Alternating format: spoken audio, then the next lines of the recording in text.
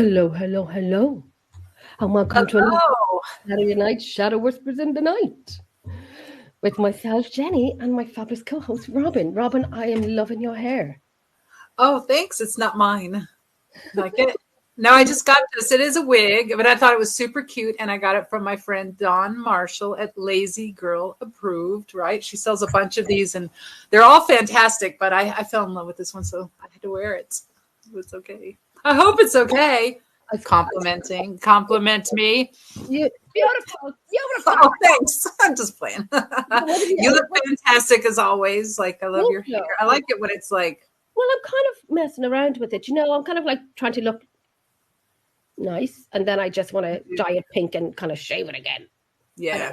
Yes. Still shaved. It's still shaved. I'm kind of trying to work the long, short hair look. I don't know. It says I'm serious and also fun. Yes. Spin the wheel. It says spin the wheel and see which one you get. Well, that's a freaking brilliant idea. Don't tempt me. Someone said to me, I love your short hair. It's easy to keep. I said, girl, I haven't washed my hair in a few days. I'm not dirty. I just don't have to because my hair is short. That's right. And it's not good. It's not good for you to wash your hair every day, even though I have a hard time stopping myself. I admit that. I do. I'm like, I shouldn't be doing this. And then there I am. Yeah, I just kind of put products and whatnot into my hair. So we have a fantastic guest tonight with us. Yes, I'm excited. Me too. We're going to have fun. Talk paranormal, not paranormal fun. We're going to have fun. Yes. It could be anything, right? Talk about spinning the wheel. It could be anything with this guy. Yeah. Oh my gosh. Let me see. Let me get there's hold it. How would you wish there? How would you wish? Here we go. So we do have Scott C. Wilson from the Paranormal Jackass podcast, where it's paranormal and it's fun and everything across the board of paranormal. I think my camera's gone a wee bit blurry there, has it? A little bit. Yes. Has it really? Let me fix it. It has. Oh, fix it. I don't know. Focus. Okay, so we're going to bring Scott on. And he's wearing fabulous fashion, which he will be showing you. Isn't that right, Scott? Isn't that right, Scott? Hello, ladies. I am definitely going to show you my fashion. Wow. Wow. You look like, Jen, your camera's in and out, and it kind of reminds me like when you get drunk and you got the beer goggles going, and you're like, I know. Can I see? No. I was going to say that. It's me. I'm trying to fix my light. Oh, here we go. You look great. You look great. Thank you, darling. It's done now. You see, Scott's name is Scott Comedian. What a big word, Comedian Wilson. Yes, that is my nickname now in the paranormal world. They call me the Paracomedian. I don't know. I guess because I make people laugh. I hope that's what it is. Instead of commenting on your techniques. Oh, wait, I have no technique? Oh, God. You're a comedian. Look what he calls a dowsing rod. What did you call a dowsing rod? That'd be a little water stick. It's a little water stick. I don't know what you're talking about. I don't either. That's the beauty of it. Just a little water stick. Oh my God, I was joking about Pepsi. I called it Coke earlier. I'll be tuned. We're going to say hi to a few people. Stephen wants to crack with you. Tell Bones that said hi. Linda, what's the story with you? What's the crack? Hi, Linda. Hi. Hello. Thank you. Cool blue. We have Kimmy Cubs. Kimmy, what's the story? Hey, y'all. We have Portal to the Paranormal. Is that Nando, Sarah? And there's Paolo, your friend. And Paolo. Paolo. Hi. God, what a name, Paolo. Paolo Martini, right? Golly. You just expect great things. How you doing, Paolo? Good Lord. Oh my gosh, your testosterone just got all over me. Good. Dude. Like, that's a name. Like, it what's is. your name? You just expect it to be expensive, right? Paolo Martini. With a voice like this. What's your name? My name is Paolo Martini. Yes. Yeah. Dude. Sounds like you sound like a horse. Do the other one as well. Do the other one that you had on earlier. The high one. You mean this one? What's your name? What's your name? My name is Paulo. Paulo Martini. That's a mini horse. So you have this big, strong, muscular, built man, and then you say, "Hey, you know, where you from? What's your name?" Excuse me, where you from? Oh, I'm from Saskatchewan. Saskatchewan. Canadian? That's what all the Canada. Saskatchewan, Canada. That's from that movie, Grown Ups. Yes, from Grown Ups. Yes, All the women on the pool. the big tough, the big muscular guy, and he's got that really. Yeah, dude, that is great. That is great. Oh, it's a very funny movie, hilarious movie. What's this? What is this? In Britain's Got Talent, all the low voice singers are coming out.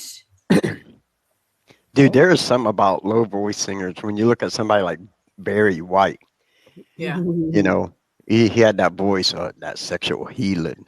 Oh, Sing Oh, a yeah. little Barry White. Yeah. Do it. I can't, dude. I don't think I can do Barry White. Let me have some sexual healing. Oh God. Yeah, that was the witch version. dude, I'm not made for singing. Oh, you can try. Oh, there's my girl, Miss Shannon. Chantel. Yeah. You know, karaoke's Japanese for tone deaf. I'm just saying. Oh. I don't think, did we do karaoke when you were here, Chantel? Chantel, she's coming back over to me. Can she sing? Can Chantel sing? I don't know. Did we sing when you were here, Chantel? I think we finished every bottle of wine that we had here in the house. And she blames me because she's saying, Jenny, I haven't drank as much since I come over to Ireland. She said, that's what we're all about now, isn't it? Now, when you go to Ireland, you got to drink. Right? You got to have at least a pint. Yeah, even Guinness. Shepherd's pie and a pint.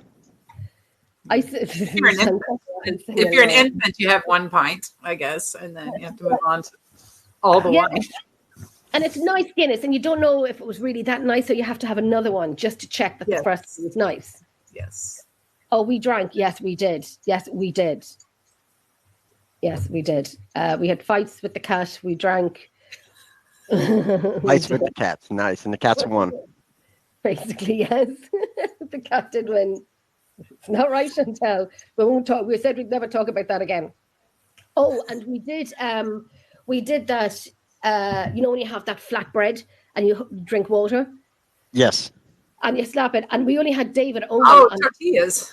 Yeah, Tortillas. that's the one. And we had David Oman on the video watching us saying, "What are you done? What are you done?" Oh my God! I think we made TikToks out of it. Oh, we love an old TikTok. Oh, that's hilarious. And then she goes, and then we slapped the shit out of each other with a tortilla. That is amazing. My kids have done that, but my kids cheat on shit like that. Yeah. Do Put they? their hand behind the tortilla. Well, no, they do that, and like we did. Have you seen where you tie the bottle of water to a ceiling fan Yes. and you put blindfolds on? Yes. Me, my daughter, and one of her friends did that, and then they were peeking and slinging at me and hit me. I'm like, what the freak? How's this? Oh, I'm like, man, I could have sworn I turned that dang thing down on low. No, they had full force going behind it. As a matter of fact, my buddy Jason Wall's in here. That dude, Jason, we're going to do the tortilla challenge. Right, what the crackety? nice. Yeah, I would like to do the tortilla challenge. I love slaps in general so much that I used to have a blog called Slaps Are Funny. And I mean, I wrote in that thing for years just Really? about that, and everything I would ever film. Now I don't do it for paranormal now, but I wish I could, and maybe I'll squeak it in, right? But I there is a slap scene somewhere in there because I adore it. I adore it.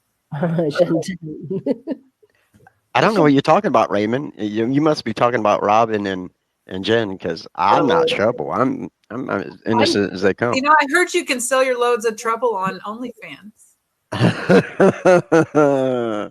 Yeah, I'm trying to. Asking for a friend. I was going to say something there now and I forget for a second. Why? Why would you forget? Because I'm at that stage of life. It's just, oh, wait, sorry. I guess you want to swing from chandeliers. Yes, I do. Yes, I do. And dancer pools. Don't forget, I swing from pools too. And Yeah. you're wearing the attire tonight for it. I Show am. the outfit. Yes. Up it Yeah. goes. Up it goes. Okay. Up. Oh, That. Oh. I am. we I got have it on. I have my kilt. That's wonderful. We got an arse cheek. Oh God, the ratings have just gone up. Yeah, I know. I think that's the first time I've ever seen someone's ass cheek on your show. Get the ratings up. That's what I'm talking about. Oh my God! So what's happening in the paranormal world? Scott. Well, I just went on break from the podcast. I just ended season 1, which was absolutely amazing. It was brilliant. Yeah. So it was good. It was fun. It really was. It was better than what I really expected. Because I was really nervous about doing it on my own. Aye. Because just coming up with not just guests, but stuff to talk about. Yeah. And so sometimes you're sitting there and you're interviewing somebody, and all of a sudden you're like, am I doing okay? Am I asking the right questions? Yeah. But because in the podcast, you always seem to be asking the same old questions over and over and over to every guest, and I don't want to do that. Yeah. You know, that's why I want my podcast to be different. I'm gonna talk about everything, anything and everything. Yeah. And some of my guests are like extremely overwhelming to talk to. Robin's one of them because Robin's just so freaking smart. Oh, And she's God. talking about all this metaphysical stuff and this and that, and I'm going, Yeah. And you got to get the questions right, and you have to. Yes. You have to. Yes. Am I a little intimidating sometimes? That would be cool. If I was. so Brain. I like your brain. you know, you got to keep it really, really interesting for people, which with her, she really did. And I've had some great people on. And then like my last show, Monday, me and my buddy, we played a game. You know, it was called Adder Smash. And it was a trivia game. And we started out with a pillow full of flour. And every time we got a correct answer, we could either add something like ketchup, mustard, Yeah. Oh, my God, or I whatever, wanna see that. or So you could smash the other person's face in it. That's And it was brilliant. amazing. I mean, people were enjoying it, and that's what I wanted it to be like. You know, that's why everybody says, well, so is the Paranormal Jackass. But it's my podcast, and I talk about whatever I want. It's my show. I was on mute. Right. So we can go back and watch that. If we want to watch it, we can just go to your Yes. Facebook page, or we can go to the Paranormal Jackass page on Facebook, right? It has its own. Facebook, YouTube, absolutely. Yes. Go like it, go watch it, because that sounds hilarious. I tried to get there, so I wanted to see that really bad. Yeah. And so that ended. And so now, yeah, hopefully you got some investigations coming up. Me and my kids, well, me and my team, which consists of me and my kids, my oldest boy, Matthew, Devin, Aiden, and Jenna. And then I have my buddy, Chris Daniel. And we just brought on my buddy, Jason Wall. And so I'm looking at a place here called Randolph Asylum, which I've been to. It's extremely amazing place. Old World War II hospital where a lot of people died from TB. So it's maybe a little bit further out because getting everybody's schedule to mesh together is kind of hard. Because right now a lot of their weekends are taken up. So yeah. We'll see. There is a place called Billy Creek that we're looking at going into hopefully soon. Swine flu. Oh, good Lord. I hope you're okay, Chantel. Shahadi, still the blower swine flu. Yeah. I sent you a voicemail. I don't know if you got it, Chantel. I sent you a voicemail too. You never returned my call. I send her voice 3 days. She's not answered you once. I'm like, Chantel. Mr. Chantel. So, Hey, give me 1 second. My niece is leaving. I'm going to say bye. Hi. Yeah, go for it. We shall be sitting here talking away. Talk crap about me, please. Make Okay. it bad too. Make it real bad. Okay. Yeah, Okay. Okay, but we have to Okay. wait for you to leave first. So I heard that Scott was trying to sell leg pictures, like his kilt and leg pictures, on OnlyFans, right? And that he didn't sell anything. He was just nobody Yeah, bought I mean, anything. I'm not going to sell anything. It's a bit embarrassing. So you It wouldn't, is you know, embarrassing. It's you totally wouldn't want to tell embarrassing. everyone. You know, you just pretend. Well, the one person finally bought something, and so he's on OnlyFan this week. Not fans, just fan, singular. I know that was terrible.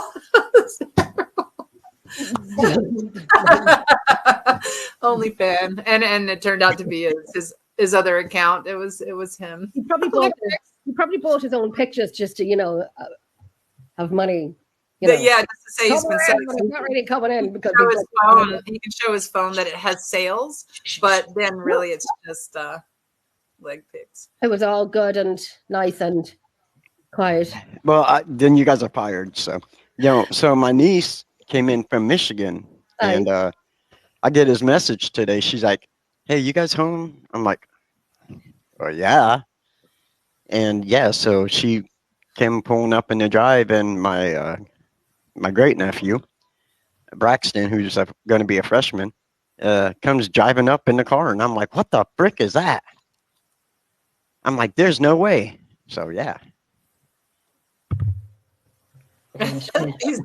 Shadow whispers in the night. What do you think? What? It does. Okay, that's all. That's lovely. I'm on podcast. Scott takes care of his personal 1998 Bravada. Come into us. business. Yeah, I'm pretty sure that the leg and ass cheek thing was clickbait for his OnlyFan account. Listen. I disagree with that comment right there. Okay. Oh, what? Are you on OnlyFans or OnlyFan? Oh, Chantel. No, I'm talking about Chantel's little comment right there. Oh, I very much. You know what? No, that is a tight package. I saw it. Thank you. Haha. Haha. See, I wouldn't say it if I hadn't seen it. I am a very active person. Wait a minute. How'd you see? Just now you showed us. Oh, I'm very active. I work sometimes 14 hours a day, and yeah, I work. I have very physical jobs, so I am in. Do you have to work out separately? Do you have to work out to get a little Vespa truck? Please, that was on fire. Oh, shit. She called it a Vespa trunk. So It's fancy. yeah, it's separately. I work 8 hours at one place, and then I go to another place and work a 6-hour shift. Oh gosh, that's a lot. Linderson, as a member of the front row with Myro, I'd like to know about what your guests find interesting. Like after hearing the paranormal stuff, let's hear about the other life's interest. Oh, okay. All right. Well, it's like Linda says, we have to talk about the paranormal first and then your other interests. So Okay, let's do that. Then. Hi, Kelly, from Australia. Australia, nice. Not Hi, Kelly. How you doing? Yeah. That's right. If she's down under, then does that make us Up. there? And you're So- over. Up there.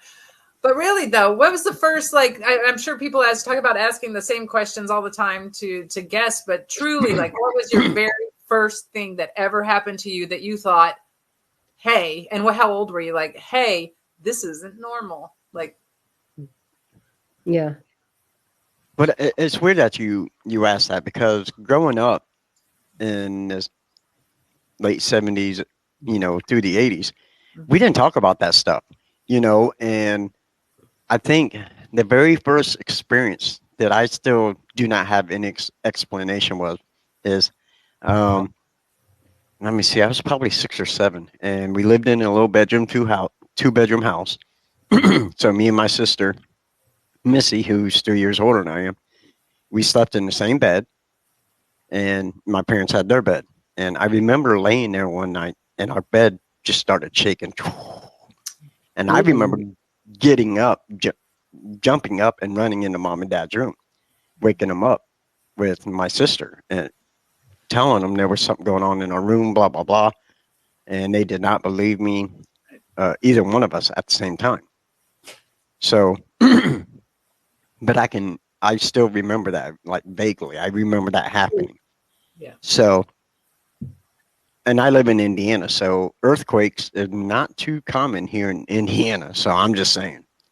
So that's probably one of the first things I ever experienced. Wow. But as I got an adult, I gotta give a little backstory. So, I'm a skeptic believer. So I have to see it, hear it, Aye. before anything.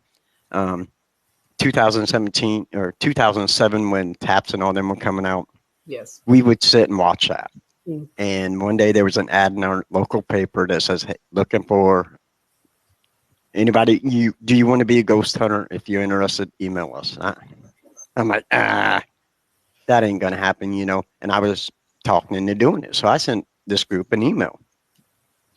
So, and I actually went to an interview with a couple of guys who is now, was Bart Berry and my buddy Chris Daniel, who's part of my team now. So Chris Daniel is actually my mentor. Wow. And they ended up bringing me on. And my first experience as a paranormal investigator was we went over to Chris's house, which is known to have good activity. He lived like 200 feet from the cemetery. Okay. And me and my buddy Bart Berry are downstairs in the basement doing an EVP session. And on the other side of the basement there's some stuff over there, and there's one of those old bird cages. It has the bird cage with the hanging. Yeah. That you hang it from. Well, we're sitting there asking questions, and all of a sudden you hear this thing just go bam and just hit this cage. We're like, what the frick? And he looked at me and goes, did you throw something? I said, no, I'm standing right next to you. Did you throw something? He's like, no. And we went over there, and there was this rock, probably about that big, laying right in front of the cage where it had fallen over. So something had picked this up and chucked it. So, and this was also, which I don't do often, very, very seldomly, was also the first time after that incident, I'd ever experimented with a spirit board. Mm. And so, and I was like, yeah, whatever, this thing ain't real, people moving it and whatnot. Yeah. And I remember going back and that night, and I started on my EVPs, and I'm listening, and I get this EVP, and it was you could hear it clear as day. There was a question. I can't remember what the question was, but the answer was, there's something about the board. And I'm like, what the frick? Okay. Rewind it. I'm listening again. I'm like, okay, so I can make out where Cheyenne is. I can make out where the one lady was and Chris. I can hear all the voices, and then you can hear this other voice come in, and it goes, there's something about the board. And I'm like, okay, that's just freaky. That's just creepy. So those two things right there was my very first paranormal experience that coming into the field that I remember, and I still have some of those experiences where I still feel like I'm still, even though I've been in the field almost 15 years. Yeah. Man, every time I get something, I'm like, wow, I mean, because it's just materializing out of thin air. It's there, but right. From where? In some of these places, like, you're like, how can I get this kind of EVP in this kind of place? Because I got a baby's coup. When I was with Bart and Chris, we were in a town called Wabash, Indiana, and we were doing a EVP session at this bar, and I was in the basement, and I got a baby's coup in the basement of this bar. A baby's coup out of nowhere. You're like, wow, like, how is that even freaking possible? So, And did you say you got the baby to coo? no, I got a baby's Oh, you got a coo. baby. I thought On my digital voice recorder. You can hear the baby's coo. I'm like, that's World's and worst there's name. only 3 guys. I mean, I don't know. Maybe he wanted a shot of whiskey with me or something, because he could have asked. I would have Yeah, maybe. that's what we bring. We always bring a little naggin of whiskey with us. We have it in the it's part of the equipment. That's because you're Irish. Yes, we do. It's partly for them, and then it's for us if we need a shot by saying what happened.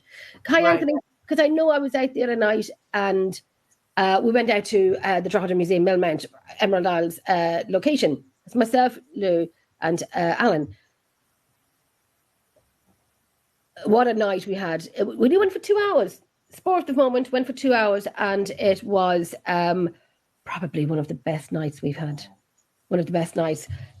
I mean, we don't even have to listen back to half the audio because it was there happening to us. Right. Oh, nice. And I remember Alan was doing the Estes method, and me and Lou were calling out. We were sitting on the floor, and it wasn't a happy moment. It wasn't an okay moment. It was negative. I mean, proper negative. And the man just wanted us to know, and he wanted this girl. She actually was the first time we ever got a name given to us. And she was afraid of him. And you know what, that story builds up with your questions, and you follow through with Yep. their answers and so on. And the spirit box is up really high, up to the highest, obviously. And then you'd have it on the fast motion, you know, like instead of going like you bring it down to like 210 or 2 whatever, it was like so that way the voices will come through proper. And then so Alan, when you're talking, you have headphones on, no, okay, and I'm like, because Lou was like, yes, she doesn't know, and so on, and Alan was like, who? It's just funny. And I'm Right. like, so when this thing was happening, like this something was going, oh my goodness, it was a fight or flight mode, and if I had to fly, flight, back pain. What back pain? I would have been off that Right. floor in 2 seconds. You know, Well, that's what the Dude, whiskey is for, is for the back. yeah, physio. I don't need to go to anymore. My back pain has been cured. I just leapt off the floor, and at that, I would have been running on my hands and knees over towards Louise. But it was just something like rumbling. The man was so angry. I was like, shh, shh. And I was like, shush, shush. And it was mad. It was just crazy. And then we have movement on camera when we're outside. So we have movement That is on camera. absolutely. See, that's awesome.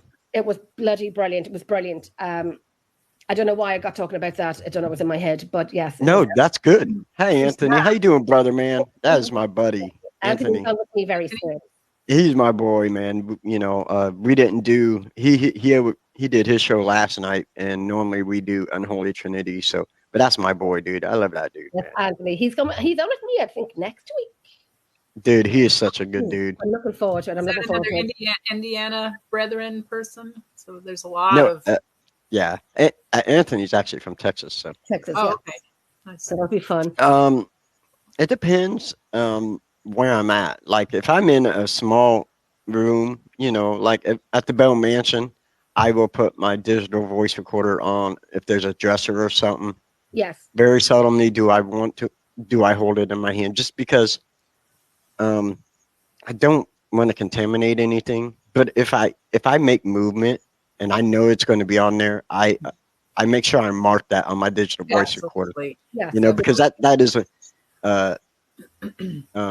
is an important thing. Yes. So, but you know, most of the time I will put it down on something because Yeah. it's Well, I mean, that's a huge error. I think that especially, I guess, newer people make. Sometimes you've been in the field for a long time, you also make those mistakes, but a little rub of your finger across the microphone, it's like, yep. what or who? And then actually it was John Griffin brought up that he had a camera or something that every time someone took a picture on his voice recorder, it sounded like someone was going, God, like literally. Yes. And you had to figure out that this was the whatever click on the shutter. was and so it Yes. was That's it. very confusing. Well, that's it. And see- Sorry, Kelly was saying you should never have it in your hand. Because when you move your finger, say you, Yep. my recorders are always. I'm going to buy new recorders. So if I'm holding this and then I'm moving it, and then Yep. and then I will hear, you know. Yes. Because you're holding either a plastic or a metal case, whether it's a tube or a rectangle like that, and then there's sound within. yeah, you can really get some false positives. And that's why one of the reasons too, like I like mostly I like the class A's, but sometimes I'll listen a little hard to see what the information is for the other ones. But just the one-offs, those like God or what, it's like, I don't know if that's even real, but anyway. I think just when you were saying, Scott, that you heard a baby coo. Yes. I remember the one with Philip Hudson, and he had put his recorder up. I didn't know I could hear something behind me. He put when we did the EVP show, and he heard a baby crying. It was crazy. It was crazy. I think Robin, you were on the show as well. Yes, yeah. The baby was crying. It was just something else. Something else. It was brilliant. Kelly is asking again. Also, do you have a camera facing forward on your body and also face behind you? I get sick of everyone saying, "Oh, I missed it as it was behind me." Easy. Oh, so I have a body camera. It's actually great. Yeah. So one on your front and one on your back. Right. So I have a body camera and a regular camera that I just got. So I'm old school, so I'm still learning to use some of the new school stuff. That's why I have younger kids with me, like my son and stuff. Mm-hmm. So, but I'm still old school, so I have just a normal camera and digital voice recorder. But now I've also incorporated, like I said, I have a body camera. I have light up cat balls, we have the SB7 Spirit Box. We have, Love it. a musical box. So it's all starting to come together. Yeah. But, when you get a lot of that equipment, though, like putting on a harness, putting a camera in front, putting a camera behind, it can get so labor intensive. I'm an equipment person and director of photography. I have so much stuff. Doing that for every person, first of all, super expensive. Yes. If you can, in a perfect world, yay. But you could have just doing those two things could be $500 just to get that done.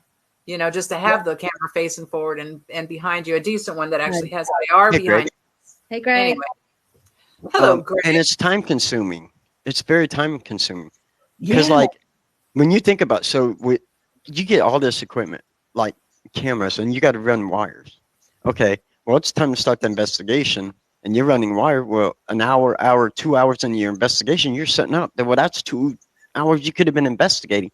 That's why I'm like, I don't mind having this kind of equipment or that kind of equipment, but I want to investigate. I don't want to spend all this time setting all this crap up, taking it all back down, because at the end of the night, you're tired. Let's face it. You might have a little bit of adrenaline, but you're tired.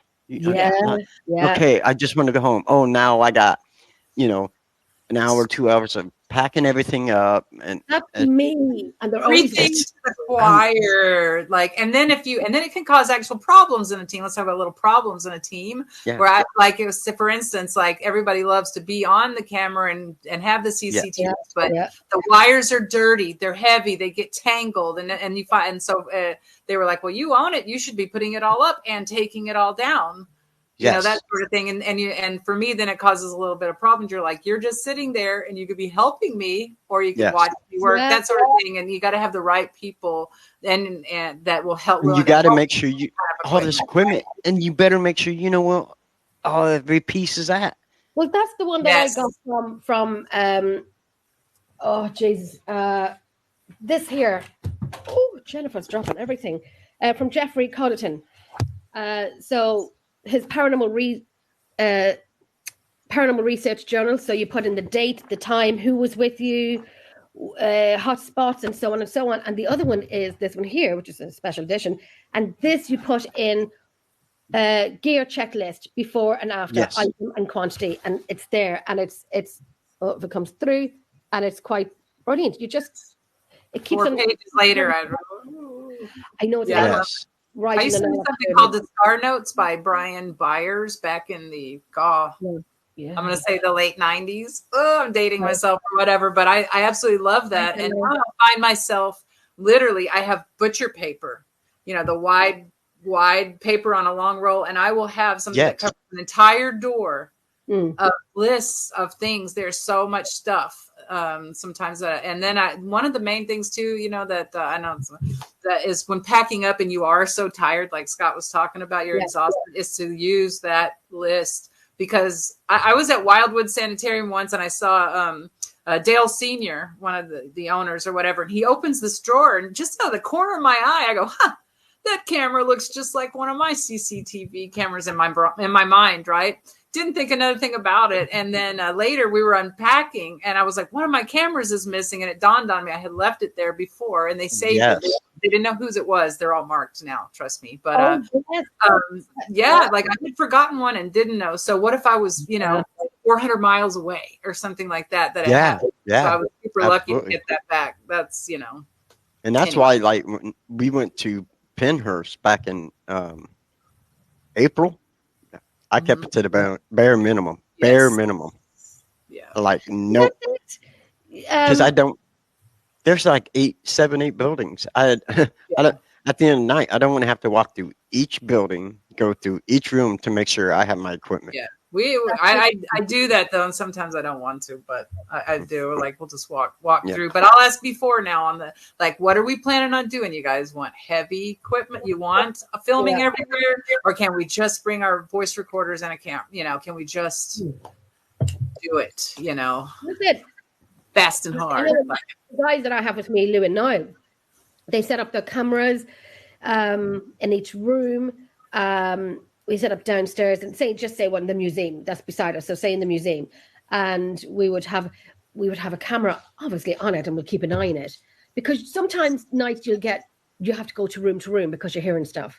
Yes. So you want to take you away from that area. Like that's what happened last week. A few days ago, they wanted us away from upstairs. So the trembling of like a gate shaking, like it was loud. It was in the building. So we left to go downstairs because then that made us stop the Estes method. The Estes. And he wasn't happy. And I was about to do the Estes next, but it was getting heavy.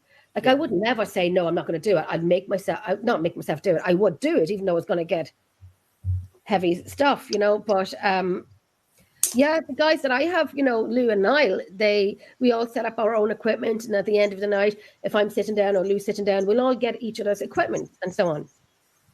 We all help each other out, and it's brilliant. Mm-hmm. The first walkthroughs for light equipment. I really want to know what you think about that statement in general, Scott, before because I have something to say about that too. But so my walkthrough is for me.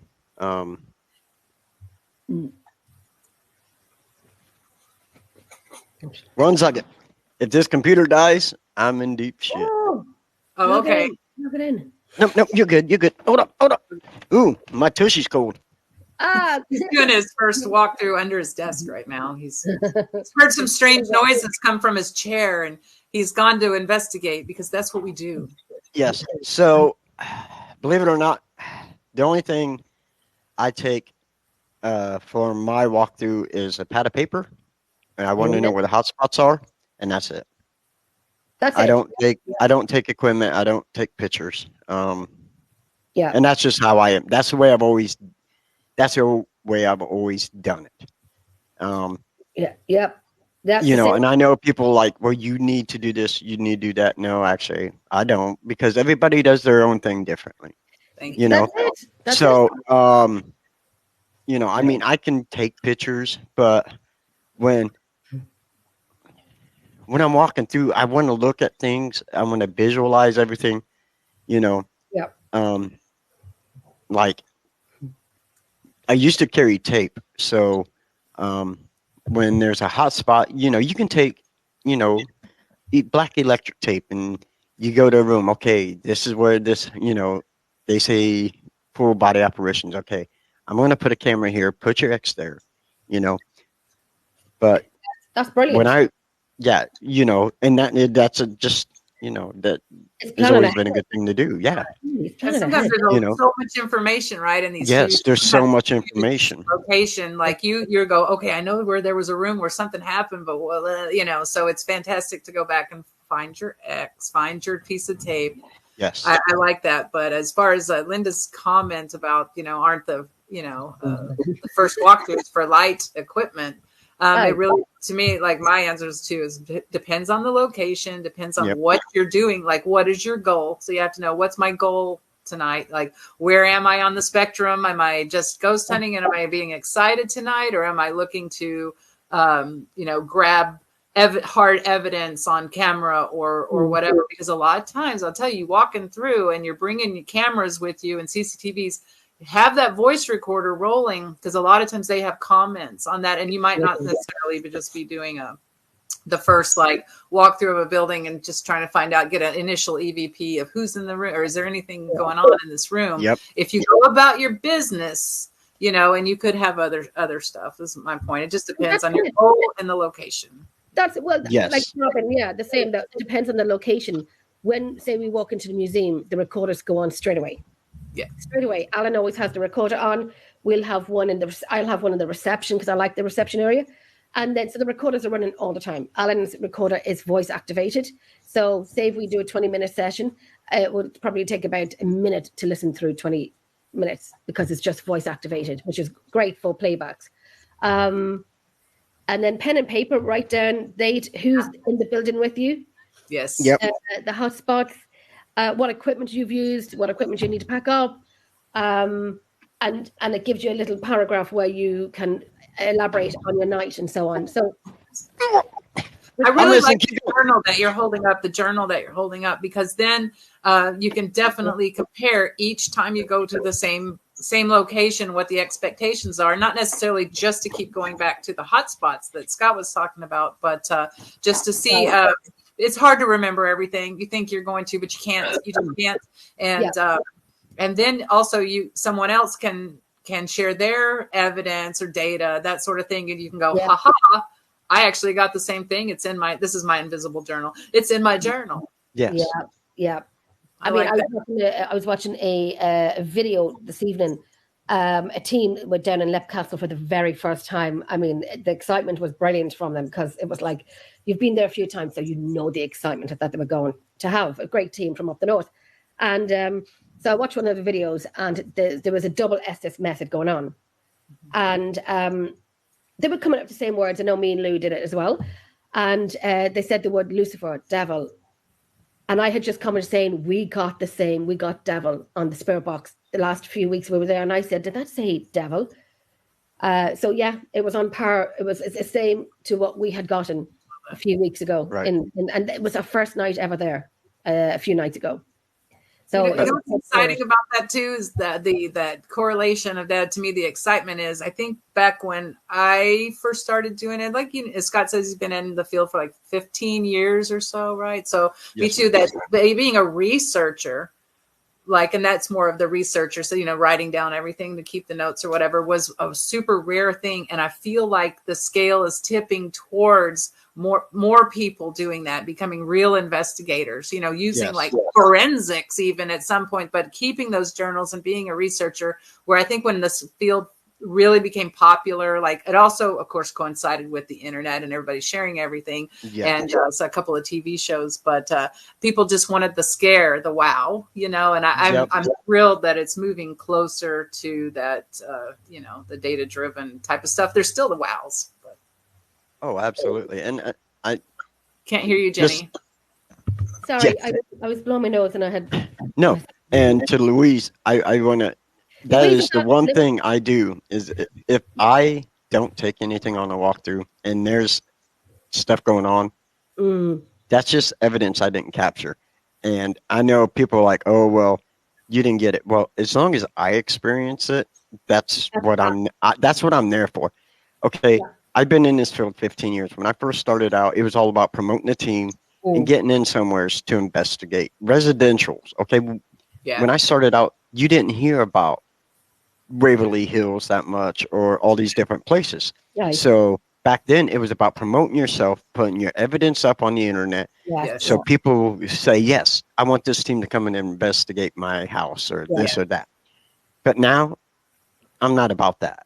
I'm not going to put my evidence on the internet. You know why? Because, and it ain't, I'm not, no disrespect towards anybody, but it's not for you. It's for me.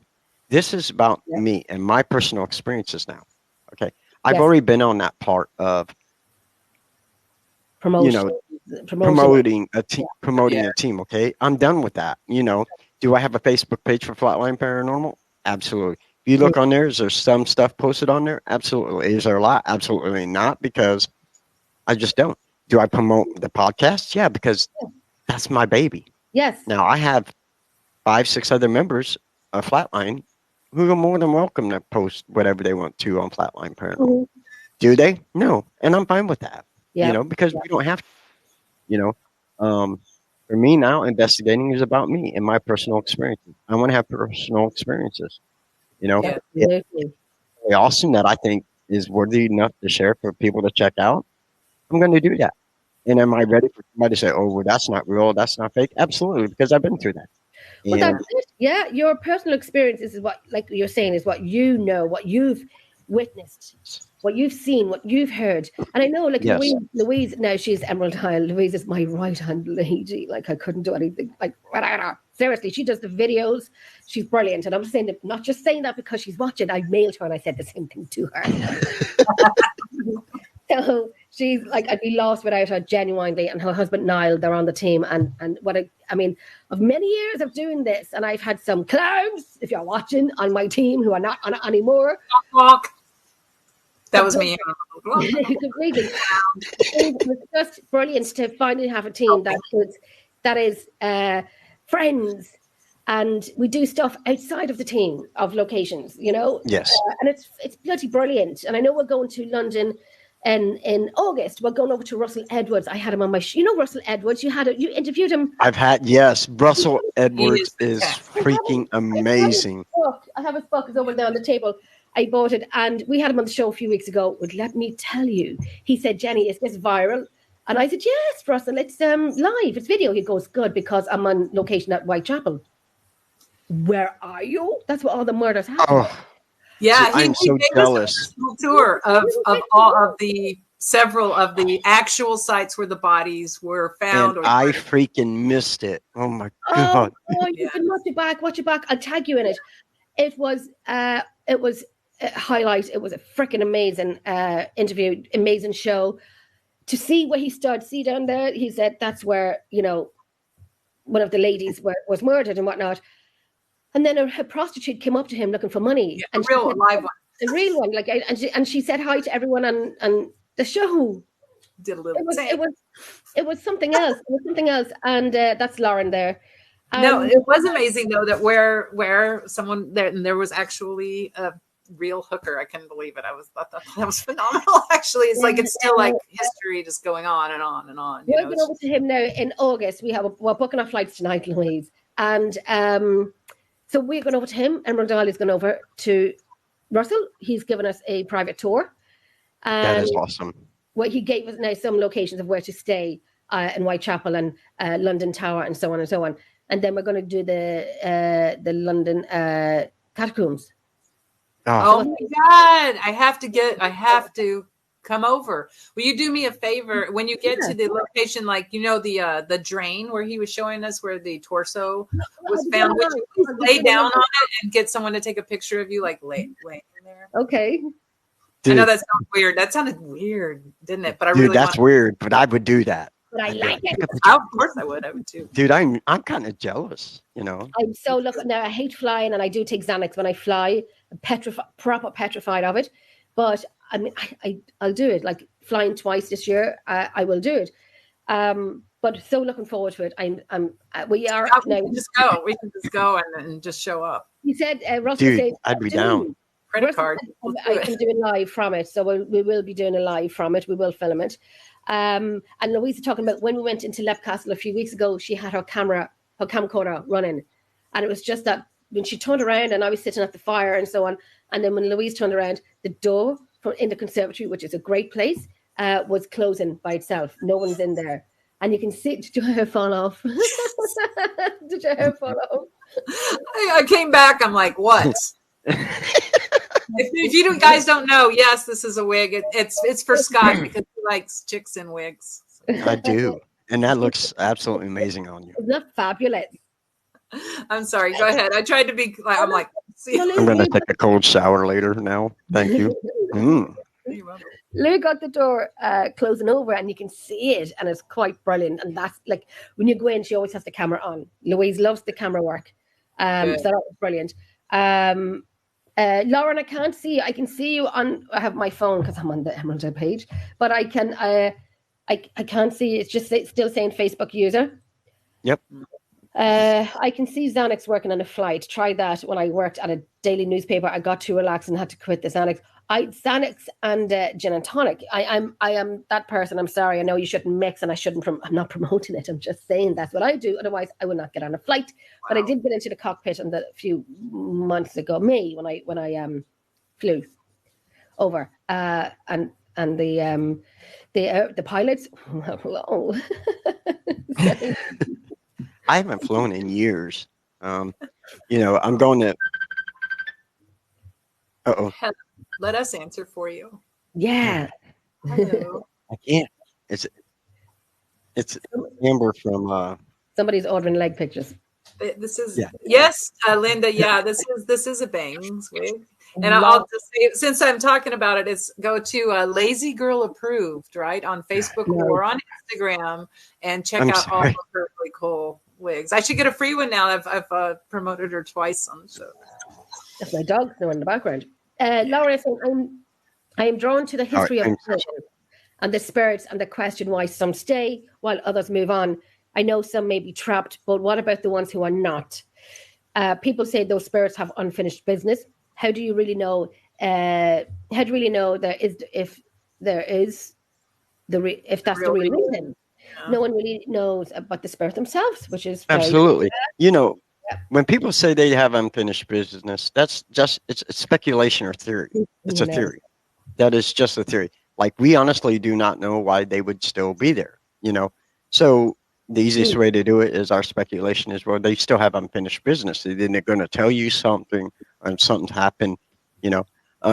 People have always asked me, well, why do you think this place is haunted? Well, I think something tragic happened. To me, if you die, okay, like I die of a natural death. Mm-hmm. To me, I'm not staying here. I'm going wherever I'm supposed to go, in the ground, heaven, hell, wherever. Okay. If I'm still here, something tragic happened. That's how I see it. Something tragic happened. Everybody says, well, my dad this, my dad that. I believe my dad is in heaven with my grandparents. That's just how I see it. I don't want my dad to be stuck here. Yeah. I don't want my dad to be stuck here. I don't want none of my kids to be stuck here. I want them to be wherever they're supposed to go. Mm-hmm. So for me, dude, you rolled in something, so you're getting a bath. Okay? Blue dog? Yeah, I'm talking about big dog. She's a big dog. Is that a beagle? No. Let's see your big dog. I love big dog. No, it's not my big dog. She's a bull mastiff. Oh, she's I love mastiff. That's my mini horse. So for me, I have to say, if there's a spirit or whatever's still here, something tragic happened. And that is my theory. Because I think that's the one thing that everybody thinks now that because somebody dies, they're here. They're just roaming around. Yeah. And to me, that's a good theory. That's your theory, but that's not my theory. Mm-hmm. That is not my theory. Yep. And I don't want to have that theory, because like I said, I don't want my dad to be down here. Do I miss him every freaking day? But I want my dad to be in heaven. Peace, yeah. I don't want him to be down here. So it's definitely conjecture. No, I agree, and that's one reason. The main reason why I started a group. Like, I was interested in paranormal and that, but I started a group, and I think it's pretty common knowledge. I've said that after my oldest brother in 1997 was violently murdered, someone said to me, right to my face, and how weird is it that they would do this, but said, he was murdered. His soul's going to be stuck like right where it happened. And I broke a little bit that day. What are you saying? First of all, BS, and that stands for bull crap. Yeah. I think that's just a bunch of junk or whatever. And is there parts of them and that sort of thing? But that thought didn't settle with me well, and I was like, I guess I'm gonna have to set out on a journey now. The hero's call. I'm setting out on my journey to find out for myself. Which goes back to, like you say, you do this for yourself and not for a bunch of to share your stuff with other people. Yeah. they're going to have their thoughts and all that kind of stuff. But I think that is tragic. So then looking at like the body of EVPs that you get, right, for all these years, I want you to think about the answers maybe that you have gotten over the years. And I'll start by saying, for me, I've had voices that on EVPs that have said, there's no heaven, there's no hell, there is a heaven. Yeah. I'm back, you know, so I'm just kind of wondering, have you gotten anything like that on your EVPs? I have not. I have. Just because when I first started out, dude, I was horrible. I don't want to say I was a provoker. Okay. Mm-hmm. I mean, that's kind of just something I came into. I'm not that way now. I don't. Yeah, we learn. You know, what's but, we learn. I retired for a while. So when I retired, I think because with my old team that I was part of, that I did Flatline, I just got tired of running it as a business to promote everybody, to get into places. Yeah. So I stepped down for a while. And when that happened, I think my veil closed. I think I got closed off. That was it. Yeah. So now coming back in, it's still basically closed. So I'm trying to open everything back up to where I can get more responses and activity. I'm basically kind of like a block, but a spirit block. Yes. You know what I'm saying? Yeah, totally. I'm like a spirit blocker. So now I'm trying to get it to where I'm open back up so I can get this. But I have been, I've never gotten an EVP saying there was no heaven, no hell, no nothing like that. I've been called a bitch, but I've never, which I have.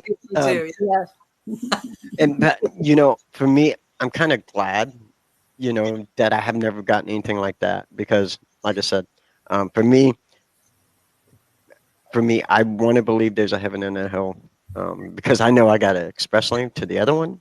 I'm hoping to go to the other one, but I'm pretty sure I got the fast lane to the other one. But I don't know. I hope one comes over and says, "Hey, there's reincarnation." So because I want to try this life again and make better choices. I mean, even if I come back as a model's pair of underwear, I just want to make better choices. That would just be tragic. Oh, I was going to ask, if you want to be reincarnated, what would you like to come back as? I always say a slug. I think I'll come back as a slug or something like that. A slug. A slug? Or a dog. I'd like to be a dog. But I've been called a dog many times. Man, I hope I come back as tall.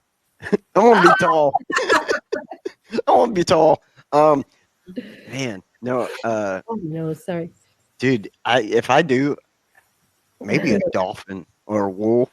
I'd be all right with being a dolphin or honey badger. I'd be all right with a honey badger too. Like honey badger don't care. Yeah, and fuck around, find out. You know what I'm saying? Right. Like, that's right. I'm just saying.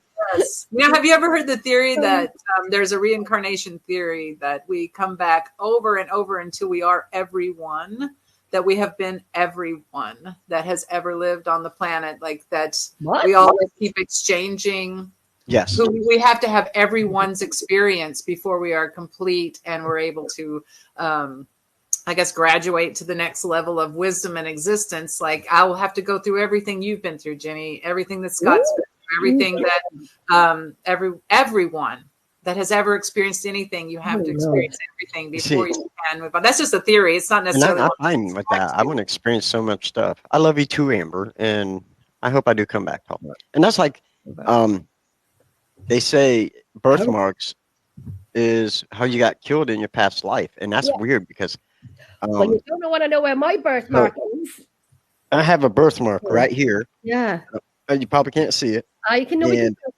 It looks like it literally looks like a bullet hole. Like that's where I've been shot. Yeah. So, it makes me wonder. Was I in the military? Because I am a veteran. So, did you do that before? Is it something that? Yeah, I actually am very interested in that. Was I murdered? I don't know. Were you killed in battle? Were you murdered? There's all Yep. of those things, right? But that could also be an arrow, right? Arrow. An arrow, yes. Yeah, I was thinking that I have a birthmark on the inside of the top of my thigh. Like You have a what? a birthmark on the inside at the top of my thigh, and the inside of my thigh at the top. Yeah. How did I die? Huh. A tragic Wow. munching accident. What did you say, Robin? I said, I don't know. I said, oh, gosh, it could be anything. A tragic munching incident. No, you know, like she was at a buffet and she slipped on a banana peel and accidentally, you know. Oh, is that what? Okay. You don't know if I'm going red of embarrassment or red because when it gets darker, my sunburn gets redder. Yeah, I'm sorry. What does it say about me that I didn't turn red at all for that? Look But, at everything is just red. Sorry. I think that could be a fantasy for you. That's what I think. thank That's you. how I want to go. You get munched on. Right. If he dies, he dies. If she dies. For me, I thought that I was run on my last life, that I was run over like probably by a horse and carriage, literally. I mean, I've had a lot of surgeries, a lot of issues, and they literally run up the right side. And if we start like at the hip, like where you're talking about where your birthmark is, if we start there and we just roll right up, everything. And coincidentally, my birthmark is on the back of my right leg as well. Like, wow. It's a like a wagon wheel. It's like a strip. It's very you can barely see it, but it's like a rectangle that where like maybe I got rolled over. And I swear everything that happens to me, even if it's minor, like even if I break out, it's on the right. Everything is my right side. It's the strangest thing. And I feel like I got hit by a rolled over by a carriage. That is crazy. That is crazy. Like I said, you know, I've never had a dream where I was something in my past life. So I don't know. I used to have these weird dreams, and I know this is going to sound bad, but I felt like I would have these dreams where I was, there was a holy war between heaven and hell, and I was a soldier on the hillside, and that's sad, but yeah, dude. I used to have these dreams. No, to look. Oh shit. That's profound, though. That is. That Here you has go. to affect you. Oh, you're messing with the real demon. So I kept having these dreams when I lived in this one house, and out of the vent, underneath this vent, I would look down in this vent, and it specifically was in the bathroom next to my bedroom, which was my bathroom. And for like the longest time, I would have these dreams, and I would look down in the vent, and there would be the devil or a demon just looking up at me, and I would have them all the time. So that is weird because it makes me wonder, like, you know, is there some within me? Is there's that? Because I always say, my saying is, we all have a demon inside of us that we battle every day. And I honestly believe that. We really do. Yeah. Whether it be depression, anxiety, anger, lust, alcoholism, drug addiction, we all have a demon that we battle every day. So, yeah, I'm just curious. So, I mean, I don't know. Maybe I'm going to be a general on Lucifer's side during a holy war. Holy Lord. Isn't that crazy? I think you two are the very first. We've never been speechless before, both of us. You guys are the very first people I've ever told that to, and that's an honest to God thing. Yeah. Now, you know, if I was making that up, I wouldn't have been so detailed about the bathroom, just so y'all know. So no, but it's just weird because I for the longest time when I lived, because it was on Etna Avenue, 1624 Etna Avenue, Huntington, Indiana was my address. And yeah, for the longest time. When you left that house, did those dreams stop? You know, I don't know, because now I can't hardly ever remember my dreams. Okay. So. And what is it when you have the same reoccurring dreams for years? I always have dreams of tsunamis all the time. Doesn't it make you wonder if that's something that happened to you in your past life, like something you've encountered? Yes. Since I was in my 20s, I've had dreams of And I remember running with my brother up to the very tallest, highest peak for the water to stop. And then I remember standing in my mum's house, and you could see across the main road. You can see across at an old building factory there. Mhm. Oh, Jesus Lord. That's scary. I got it thinking about that demon, and all of a sudden, Just like we're like, here that she was thinking about the dying from munching. oh, there's that pretty baby. I'm okay.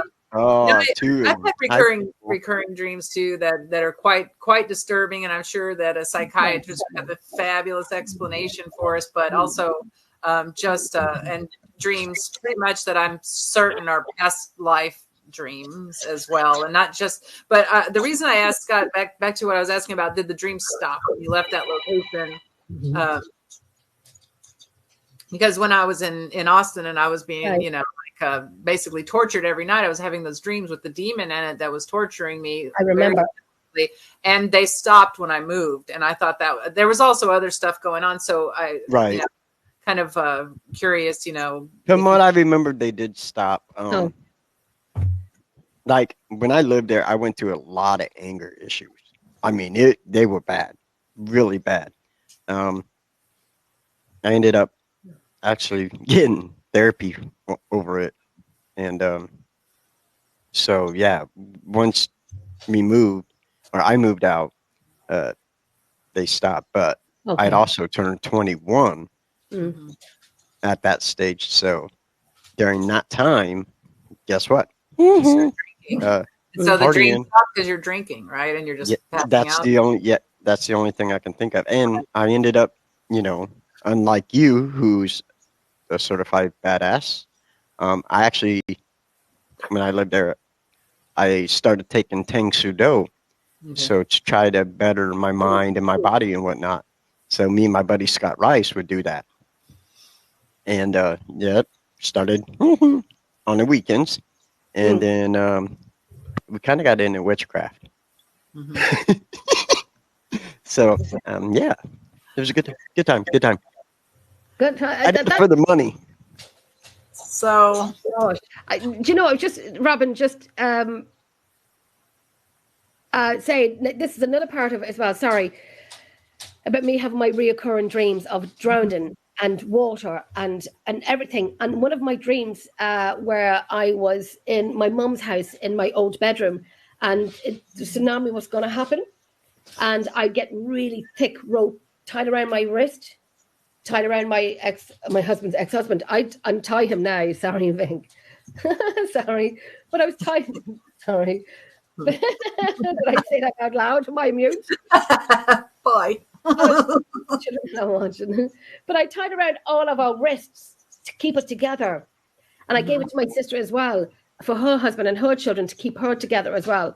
And ever since I've had my first daughter, and she's now 19, I have not ever put my head underneath water. I used to be like a fish where I would do handstands and I would, swim and underwater, no matter what. I have never put my head underneath water since I've had my daughter.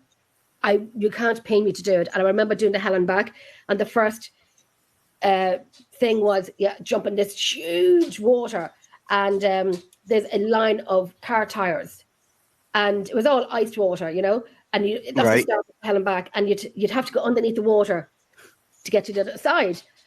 And my team was like ahead of me, they were waiting for me. And I said to the guy, I can't go underneath the water. I can't go underneath water. He goes, just put your head through the tire. You think the tire was giving birth to my face. That's right. On the other side. They're going to get doing it, Jenny. Way to hold on to that fear. Tire marks on my face, I'm sure that wasn't a That pretty is look, amazing. but I won't go underneath water at all. So I think that's a super compelling story. Like I like that story in a lot of ways that because of the details about, tying everybody together. It's something that absolutely happens to people who are about to experience a tsunami, running as fast as you can to the highest thing. All of that. Yep. That's super I went duper. to watch the movie, that movie Tsunami, when the tsunami hit at Christmas time in Yes. Thailand. And I've never watched the movie. And I even trying to take a breath now thinking about it. And I had a few glasses of wine one night, and my friend said, we put it on. And I'm like, okay, fine. I'm literally watching the movie. I'm like, and I have to look away because I feel like I forgot to breathe. I couldn't breathe. I do that. Oh my Titanic. God. Oh my Titanic. God, When they no. start taking on water, I start hyperventilating. Even though I'm a good swimmer, I was on the swim team. I was a diver as well. What? And yeah, so much known about this little guy. Mm-hmm. Yeah, I hyperventilate because one of my biggest fears is drowning. So like I want to go on a cruise, but knowing my luck, there's going to be a rogue wave and it's going to wipe me out. I'm going to be fucking pissed. That is my fear. I will not go on a cruise at all. Absolutely. I think that's one of the most dangerous Well, I things. want to go to Alaska, so I only got two choices here: flying or a cruise. I'm just saying. I won't. If I don't have to fly, I won't fly. I mean, I have a fear of flying as well. But I would take a cruise. See, I'm not scared of heights. I'm scared of the sudden stop at the bottom. Yeah. Right. Yeah. Me too. I don't know. I went on a 4-hour casino cruise where you go straight out into international waters and all the slot machines turn on.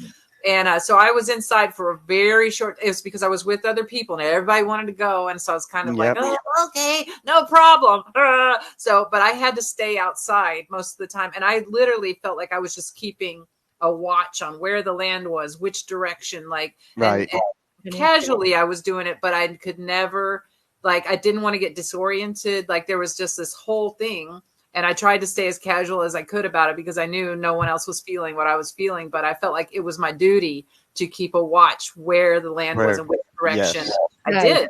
And I couldn't stop. And I just, that was the longest cruise I've ever been on. I've been out on fishing boats and things like that. It seemed to really bother me that bad. Something about a ship and water. No, thank you. No, thanks. But you know, and for me, like, I want to do a cruise, especially going to Alaska, because I want to go out there and I want to see if there's whales out there, and I want to see them jump, and you know, because that is a huge thing for me. That was brilliant. That was so brilliant. I was just like, you know, it's one or the other for me. Yes. Why don't you come closer than Alaska is go to Gloucester and take a whale tour out there. I saw so many whales and so many different kinds that even the master of the boat, the captain was like, we don't normally see this many whales. We were running from side to side, like go to Gloucester. See, I want to swim with dolphins. That is my biggest thing. I want to swim with dolphins. That is like number one on my bucket list before I go. I want to swim in. So number 2 is to go to Ireland and Scotland. Yes. Oh my gosh, Ireland is amazing. I'm not just saying it because it's my country, but it is definitely amazing place. Scotland, I love Scotland. So that's the first thing. 2 things I really want to do. The third thing I really want to do is Robin. Ooh.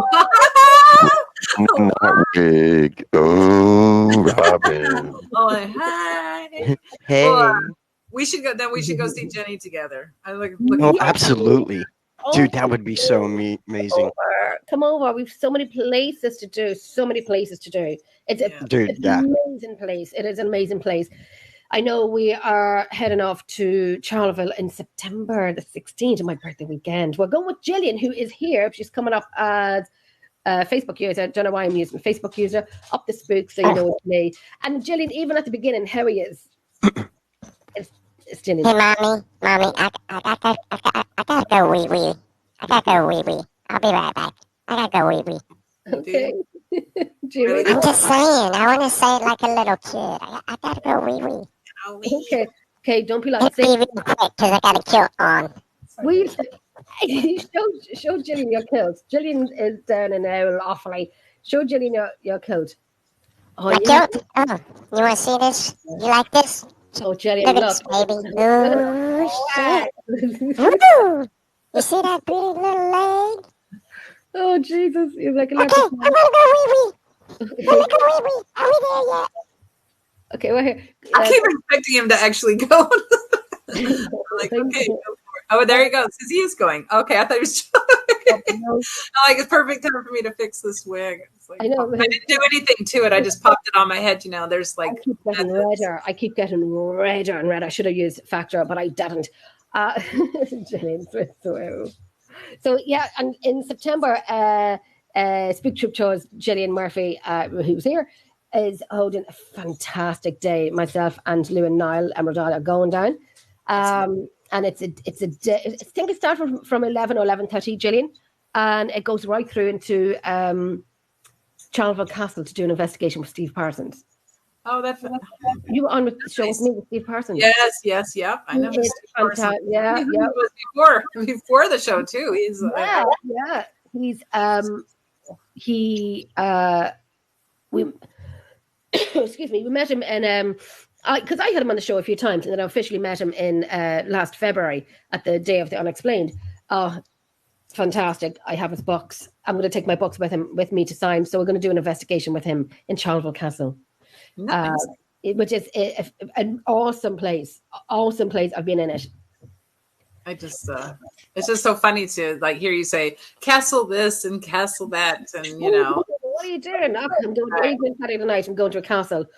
Another And then one. I say, I'm going to go to Wilson Castle, and people go like, "Oh, is it a castle?" It's like, no, it's a mansion. They call it a castle. But you were there. I remember you when you were there. Is that the one where you went into the attic and to the loft? And I was telling you, me being the safety measures first. Tell the guys where you're going because you've never seen the I don't want to tell them where I'm going because I don't necessarily want them to go. Follow you. Right. And you laid Everybody's got their method and people talking. And I'm just like, thank you, Linda. Well, you had laid in that woven coffin, basket coffin. Yeah. it was I fit, and that was great. If if I fits, I sit.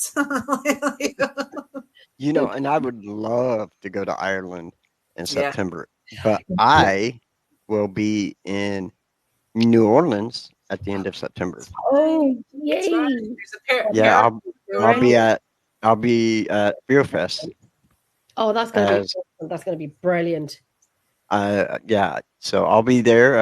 I'm a special guest, and I'm also the MC of the event. The event. So I'm excited. You know, I mean, We're going to see it. for somebody, I don't know, for a no, and I always say this, so, but a nobody like me to be a special guest at an Impair convention and to be the MC is amazing. Because if you would ask me something like that 10 years ago, You're like, what? Yeah. last year, you asked me that last year, I'd have been like, nah, I don't. No.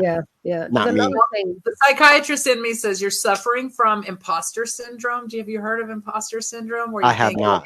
No. Okay, imposter syndrome is a real thing where you're like, am I good enough to be here? I don't think I am. I don't know why they're asking me, this sort of thing. Just Yeah. remember that you are asked to be in that room because they think you deserve to be. They do not want their Paracon to fail, and they're not going to ask someone who doesn't deserve to be in that room to be Well. there. Okay, you're there because you deserve to be there. I'm there because I won a contest. Oh, So, never mind. so no, it was funny because I'm like, man, you know, Howard and all them are going to Beer Fest, and somebody, Stephen Woodard, put out who is coming to Beer Fest, and I was the first person to raise my hand. I'm gonna, yeah, one way or another, I was going anyways, and then I guess it was an unknown contest, so he come up after the show, or he messaged me. He goes, "Hey, you want to be a special guest?" I said, "What?" He goes, "Yeah, you're the very first person." We said the very first person, or a couple people that said they would come to Fear Fest, we were going to ask as special guests. I'm like, fuck yeah, yeah, But I will that's be. highly, they could have behind the scenes. They're not going to say, "Well, we have to because we said that's what we were going to do." If you would have been like an idiot of some kind, they were not going to say, "Hey, guess what?"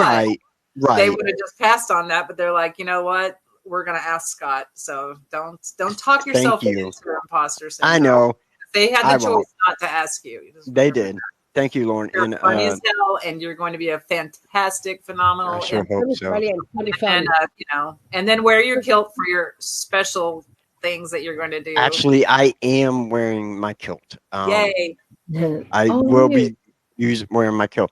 Not this one though. I'm actually wanting to get an all black kilt, so Nice. that way, because I like that. I do too. So yeah, Lauren, and I do my too. condolences to you and your family I was on. just going to have this up. Yep. My uncle passed a few days ago suddenly. Yep. Yeah. Oh, I'm sorry to hear So that. sorry, So Lauren. So sorry. Yep. Condolences. Absolutely. Right. And she said that Scott, you won the contest because you deserved to be there. And I don't think the Yes. contest was real. There is where is it now that Linda had? Oh, where is it, Linda? Where is it, Linda? Where is it, Linda?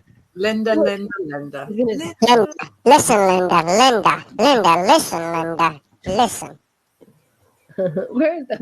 I'm looking. No, for but I am thankful that that I was there at the right time at the right place to say yes, I'm going. Bam. Yeah. And that they asked me, so now I'm excited. I mean, there's Yeah, if there's any And way I I'm can not get selling down myself there, we short. talked about this. If there's any way I can get down there at that time, I will. I will. and I'm not selling myself short. I mean, I'm going to make people laugh, and Oh, Yeah, well, that's it. People know and love you, and you're like for years watching the shows and being on the shows and so on. It's hilarious, like the stuff you come out with. Seriously. oh, thank you. I never thought being on the 13th dimension would lead up to the point where I'm like, okay, I think I want to be done. And then Howard and Chrissy said, well, come over and do Paranormal Swamp Talk with us and Unholy Trinity. Okay. And then Stephen Ward goes, dude, you need to do your own podcast. Nah, I'm good. Dude, you need to do it. For like 2 months, almost every week, he would, dude, you need to do your own. Dude, you need to do your own. And I'm like, fine, I'll do my own. And here we are, dude. And I love it. I love it. It takes a lot of work. It does. It really does. A lot of work, a lot of background, a lot of contacting. And when I've mailed people, and I said, when I started out doing the podcast, and I mailed people saying, hey, would you come to Shadow Whispers? And I'm thinking, this is Jenny, little Jenny from Little Ireland. Who the frick is Jenny? And they'd say yes. And I'm like, you trust me? Like, do you trust me? Yeah, but see, when you ask somebody in America to be on a podcast for somebody from Ireland, shit, we're going to be like, yeah. Like, what? Yes. I'm international. International, and vice versa, like. Yeah. Who's Jenny? Then another guy. His name was Alan, and it was UFO talk or something like that. And he's in New York, and he mailed me saying, "Would you come on a show?" This was last year, and it was 1:30 in the afternoon for me. And I'm like, "How do you know about me? Where did you see me?" Like, I know I do all my shows and all the networks and so on, but I'm thinking, do they see me? Do they know me? And it's amazing. It's brilliant. And I keep saying, like, I'm going to take a break, but it's addictive. I love doing it. It is. I love yeah. fun. But sometimes you need that downtime.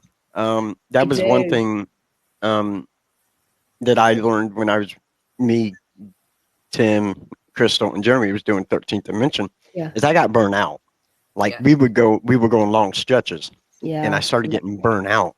Yeah. And that was one thing when I started the Paranormal Jackass podcast was, okay, I'm going to have an end date. I'm going to have seasons, and I'm going to take a break. Absolutely. So, and I knew once that when summer got here, I was going to take a break because there's so much, because I work a lot. And there's stuff I want to do. I want to ride my motorcycle, Yeah. I want to go camping, Yes. I want to do this and and not that. have I your want mind on your next show, and not have your mind like Yep. always. Yeah, and that was one of the mistakes when I was with 13th Dimension is what we did was, we started in the fall, went through winter, and here it was spring and summer, and we were still doing podcasts. I missed the interview with Barry Fitzgerald because I was out camping. Oh yeah. He's lovely. He was great to have on the show, like brilliant, like especially an Irish person interviewing another Irish person, which I love when the Irish come on to the show because it's promoting Ireland and them as well, Yeah, and you guys can understand each other's weird ass language. Yes. Pug Mahone. Does everyone know Pug Mahone? No. Post Kiss my Malone. ass. Kiss Post my Malone? ass. Pogue Mahone means kiss my ass. Oh, Oh, see, that's what I'm saying. Pogue Mahone. I remember I had one of the guys, Nando, on he was hosting with me one night, and I said, he was always like taking the mickey out of me and whatnot. And I said, listen, so you can open the show tonight in Shadow Whispers and greet the Irish people by saying Pogue Mahone. And like Nando's from the UK, and I greet the Irish people by saying Pogue Mahone. He goes, I don't trust you, Jenny. I I'm like, don't trust you. "No." He goes, What? yeah. He's tough. What do you mean you don't trust me? How dare you? That was my first thought before you said it. Is like, oh no, he shouldn't trust you. I'm thinking, say it. I don't He know. goes, no, what is it? What is it? And I said, no. And then I thought, oh God, maybe don't say that. And I had to tell him what it was, but I almost let him say it. But Dude, that would Hello, have been Ireland. Go fuck yourself. funny. Not from the UK. Could you imagine that of the my Irish friend, sorry, Jenny? But no, I wouldn't let him go that far. But he knew he was right not to trust me. Dude, I probably would have said, okay, I can do that. I wouldn't even ask. I wouldn't even care. We used to say when we would go, sounds dirty. It is Poke my home. It sounds like poke my hole. Pogue Mahone. Pogue, P-O-G, M-O, Hone. I think it's P-H-O-N. Pogue Mahone. Where's the other one? I'm laughing at Lauren saying it's not Jenny on the Block, but Jenny on the Shamrock. That was funny. I laughed. Jenny on the Shamrock. I love that, dude. I love that. Jenny on the Shamrock. I have many other lines for that, but I'm not going to say them. And I'm tiny like a leprechaun. Okay? Sure, to be sure. You wanna Sure, get in my pocket. taste my Lucky Charms? Are they fruity? They can be. I'm looking at is that Joshua saying me and Irene have started a new para cooking show that will be Irene from Japan. Yeah. Who is that? Irene from Japan. Yeah, no. And Joshua Dixon. Is that Joshua? Just It is. bravo, It is. brother. That is awesome. That's going to be fantastic. When is it starting, Joshua? That'll be great. Yeah, I would watch that. Yeah, because Irene, she's posted some of the stuff she makes. She is an amazing cook. Yes. I'm like, I mean, oh my if God. it tastes as good as it looks, because this food is gorgeous, right? She spends Yes. days doing things. I would just go over there and just decimate her buffet. Absolutely, I would. My pina colada. Absolutely. Absolutely is correct. And for a guy, I really can't cook for shit, can I? I don't enjoy cooking. I don't like cooking or cleaning or working. I'm just kidding. I'm a good cook. I don't care what anybody says. Love cooking. I try. I do my best.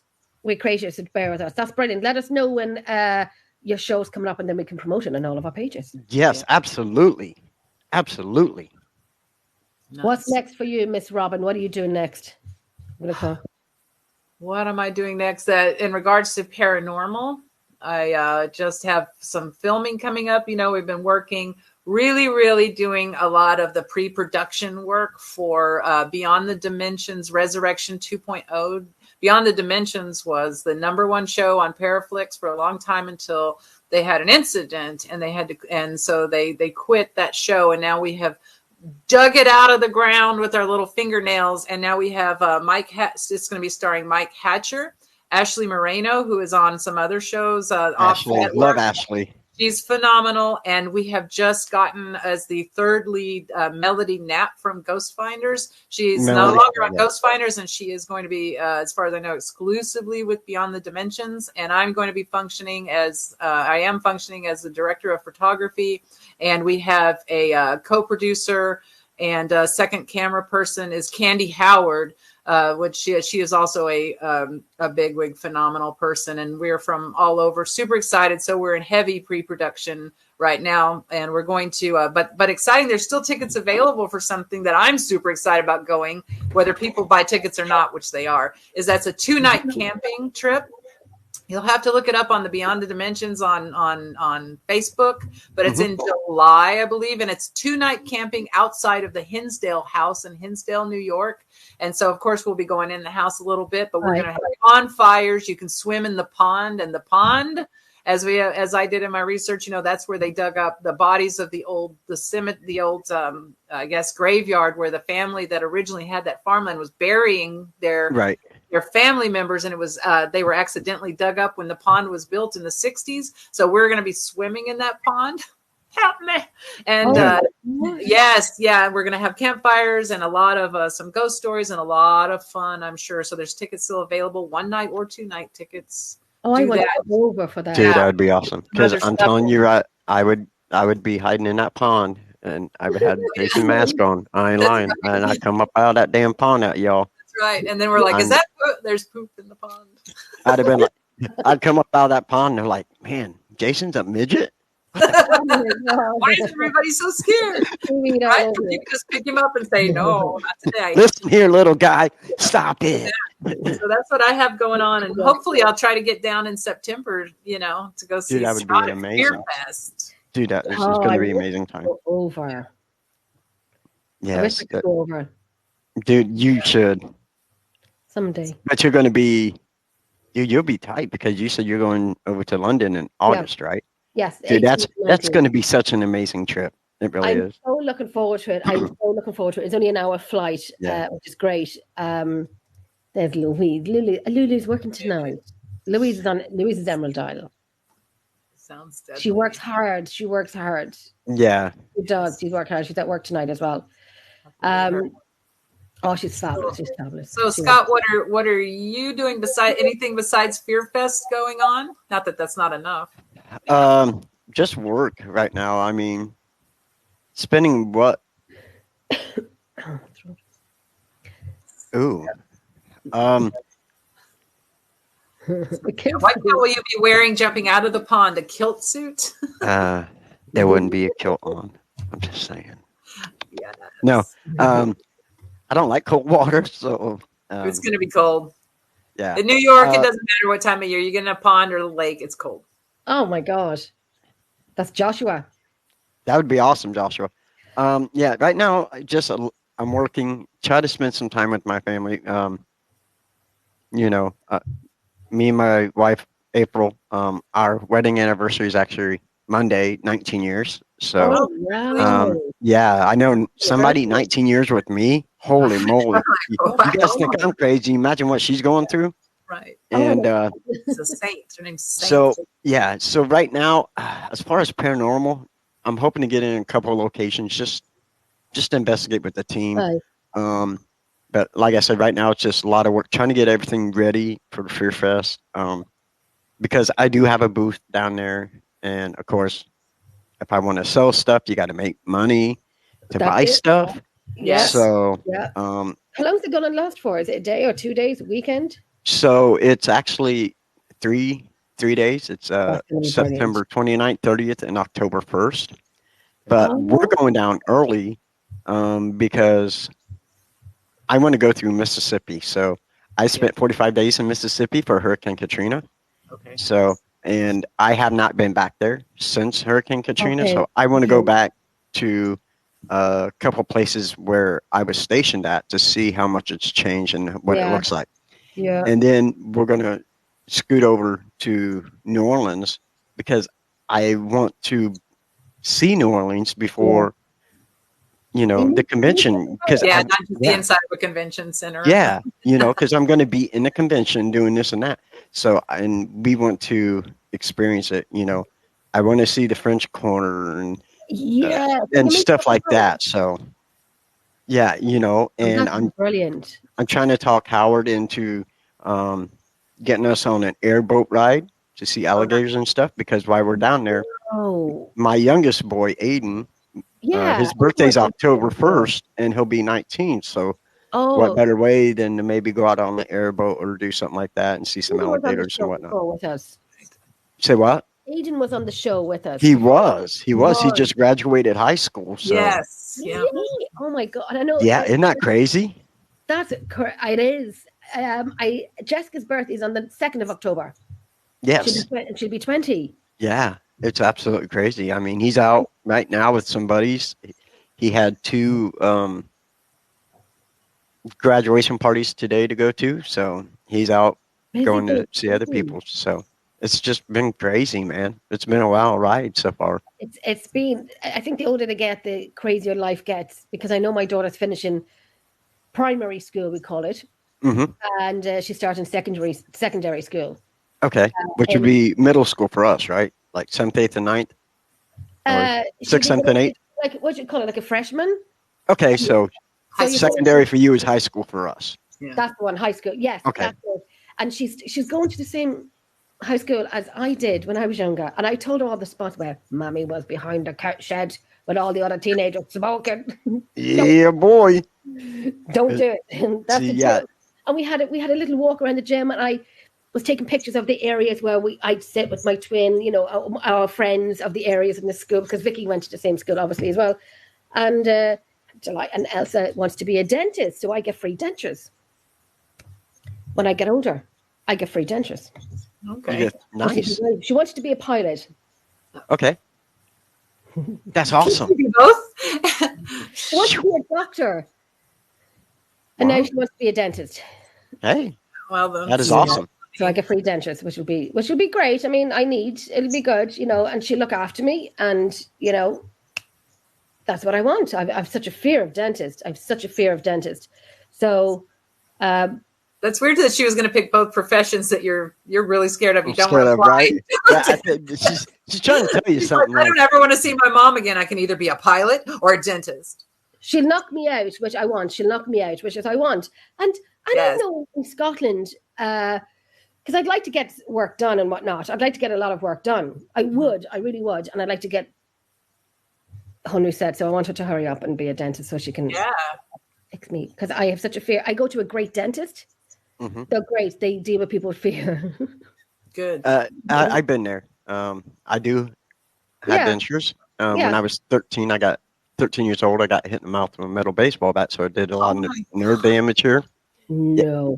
See What? this? Yeah. So, Was it an accident? no, it was on purpose, Oh, I'm sorry to hear that. and it was a girl. Thank you. Wow. So, Mm. It Well, wasn't well, the biggest thing was sounds- like I need new ones because Mm. these are kind of chipped and whatnot, and they're really old. So, but I mean, In I have a- Scotland, I have a smile. I can smile. Yes, You know? Yeah. in You do. Scotland, And what we that's used the to do thing. For the 21st birthdays, they would give them dentures for their Right. birthday. Get rid of this lot. Because I find when I get older, and I went to the dentist and then they do an x-ray, it's like everything's rotation, like, you know, what was it, rotation or whatever, they're just moving. And so Yeah. my bottom canines, you know, I'd walk with dogs. Yeah, they are. They are canines. They are. Yeah, But yeah. you know, it, Incisors. Yes. but I miss having regular teeth. I ain't gonna lie, because like I used to whistle really well, and now I can't whistle at all. And implants. Oh my God, they're like $50,000. Yes. Yeah. Stupid. No, I'm good. I'm good. I've seen Yep. people and they've gone to Turkey or whatever, and they've gotten their own teeth shaved down, right down to little nubs, and No, have those implants put in. Oh yeah, I watched that. Oh. I watched it on TV, and you that can hurts see me them just all thinking over. about it. I can't stand the thought of that, man. I can No. barely hit a fork to my tooth. I'm like, ugh. But no, I'm talking about the kind they screw in, like there's Yeah. screws, and they're like Yep. permanent. And there's just screws right here. Yep. Right. It's And also it's really horrific. I'm not a big fan. Like I don't kind of mind going to the dentist, but if they have to do the other stuff, they're always like, "Are you okay?" And I always say I'm fine, but I realize Oh, I have wow. like the death grip on the little arms and stuff like that, you know, and just ugh. So Did you learn? when I was getting the rest of my teeth pulled, Yeah. they gave you this pill called a subconscious sedation, right? Yeah. So you took one the night before, and then, like a half hour or so before the procedure, you take another pill. Yeah. Okay. I woke up in the middle of the procedure going, What the heck? yeah, dude, right in the middle. He's like, you okay? Well, let me rephrase that. He goes, you're okay, Mr. Wilson. You're okay. You're okay. And next thing I know, I wake up and it's done and over, and I got dentures in my mouth and blood running out of my mouth. Yeah, it was a good time. Oh, I'm glad you're well healed, and it was a long time ago. Yeah, Is it easier it to was. have them? Huh? Is it easier to have them? Because I know when I was younger, It is, but it's not. If you everybody's different. Some people can eat with them. Some people cannot. I cannot eat with my dentures only because I have to feel my food. When I eat something, I have to feel it. You know, to me, I can't feel biting something. Right. Yeah. You know, it's almost like you can hurt yourself in a way if you can't. Yes, it really is. Totally, and people yeah. were like, "Well, what can you eat?" I can almost eat damn near anything. I can eat steak. Mhm. I can't eat all apples, but I can eat like Macintosh apples Yeah. and stuff like that. Yeah. Will you see me eat without them? Probably not. I mean, I'm very shy about that. So when we go out to eat, I'll kind of like take, and I'll be like this, and I'll eat, and then I'll put them back in. Some people that don't bother. It does bother me. So that's why when I'm hoping when I get new ones, I can keep them in and learn to eat with them in. Yeah. Gosh. I mean, I would like to get them all mine done and changed and whatnot. I'm sick of the pain. Any pain that I have, and I'm sick of having to go on and petrified. No, I've been there. Just want it all done. I want, those exercise things, the muscle things, you have to push them in and out. Yeah. I got hit in the face one year. I won't tell you what we were doing. We were beat we call it knacker. We call it. Oh no, I shouldn't say it. No, we call it knacker drinking. And I know the Irish people will know this. We were called knacker drinking. Not of the right age to go to a pub. Okay. And we call it knacker drinking. But that's it. Don't come for me. I just said it.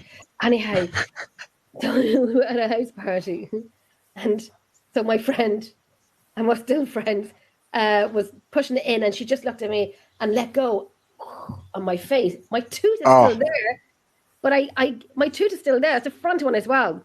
And then sometimes I get a root canal. I get a root canal where they just take it. I know they take it out. But when I got the first one done, I almost fell asleep. He goes, "You okay? Painful? Blah blah blah." I said, "I've just had a baby. This is a brace." Just kind of like I'm okay with. And then I got another one done in Balbriggan, which is just near Dublin. So I know we're talking dentist stuff now. If anybody does like dentists, but so they take out they bleach it. Basically, they bleach it. So they put a little hole in it, scrape out whatever they need to scrape out, bleach it, put a temporary filling in, and then go back 2 weeks later, re-bleach it, and then put another filling in. I know everyone's thinking like, Jennifer, shut the frick up. You're talking about dentists. But anyhow, I feel like I'm going through the experience with you. I'm like, oh. It's funny. I know, but no. Anyhow, apart from that, let's not talk about dentists anymore.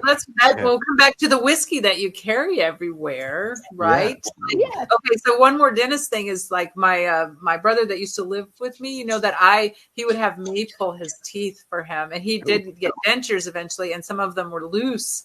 And I did lots of things for him. Like I'm a surgery person. If we're ever out and something happens to you, I can stop your bleeding, sew you up. I'll remove shrapnel from you. I can do all that stuff. So I pulled his teeth right in the room, right over there in the other room. But I also did other minor surgeries on him and stuff like that. So I would much rather, I have zero problems doing that to another human, but I do not want that done to me. No, a lot of stuff I want done to me, but that sounds really. Which I can't do surgery. I mean, I probably could try. You might not live, but I'll try. But I can do CPR and first aid and whatnot. So learn it. It should be mandatory in schools I think it should be mandatory in schools, and they don't do it. And I tell you, if they did do it, I'd be making my children do it. It's sign language, ISL. Which is Irish Sign Language. My twin, her daughter, my niece, I just love the bones off her. And she's deaf. She has the cochlear in. Oh, she's amazing. She's like a model. What's the sign for Pose Mahone? Oh, Pogue Mahone. Oh, gosh. What's the sign for Pogue Mahone? She has. I don't know what the proper sign is. But I can ask. They're so fair. There's going to be one. There is one. Yeah, I agree. Sign language, and also they should teach financial responsibility. Yes, absolutely. Yeah. Yeah, and maybe some social skills. So, So sorry, And how to do taxes. and taxes, Yeah. financial responsibility, and sign language. CPR. Even basic things. Yeah. This Sophie. Sophie, are you out tonight? Was that last night at your hen night? First aid, CPR. That should also be Hi, that's Louise. part of health class instead of telling you, Yeah. like when what CPR happens when you get an alive. erection or you get your period. They should also be telling you how to stop bleeding and how to do mouth to mouth or compressions properly. All that. I agree on that totally. I'm on it. Hey, Louise. Oh, I have a video from Louise. Louise, just joining. Well, congratulations, you came at the right time. We finished all the paranormal talk. We're talking about dentistry. We're talking about dentists and whatnot. You've had your hen do tonight. Are you still out or are you home? Are you still out at home? I used to clean operation rooms after surgeries. I am certified in infant, child, and adult CPO. Yes. And defibrillator. I said defibrillator. I have not been drinking. Defibrillator. When I worked at a school, I was at Texas School for the Blind, and we did that training constantly, or whatever. So I'm up on it, and I have actually done Heimlich and saved someone. I've had to do CPR and save someone. One was my staff co-worker, and then also a student. I've done that twice with students, but the coworker was really scary because she was choking on a piece of meat. Right? Stuck. Right. But the problem was not so much like okay, so you can do Heimlich, but she had that body type that was like the petite, solid muscle person. Do you know the solid? And it's just the way her genetics were, not necessarily that she worked out.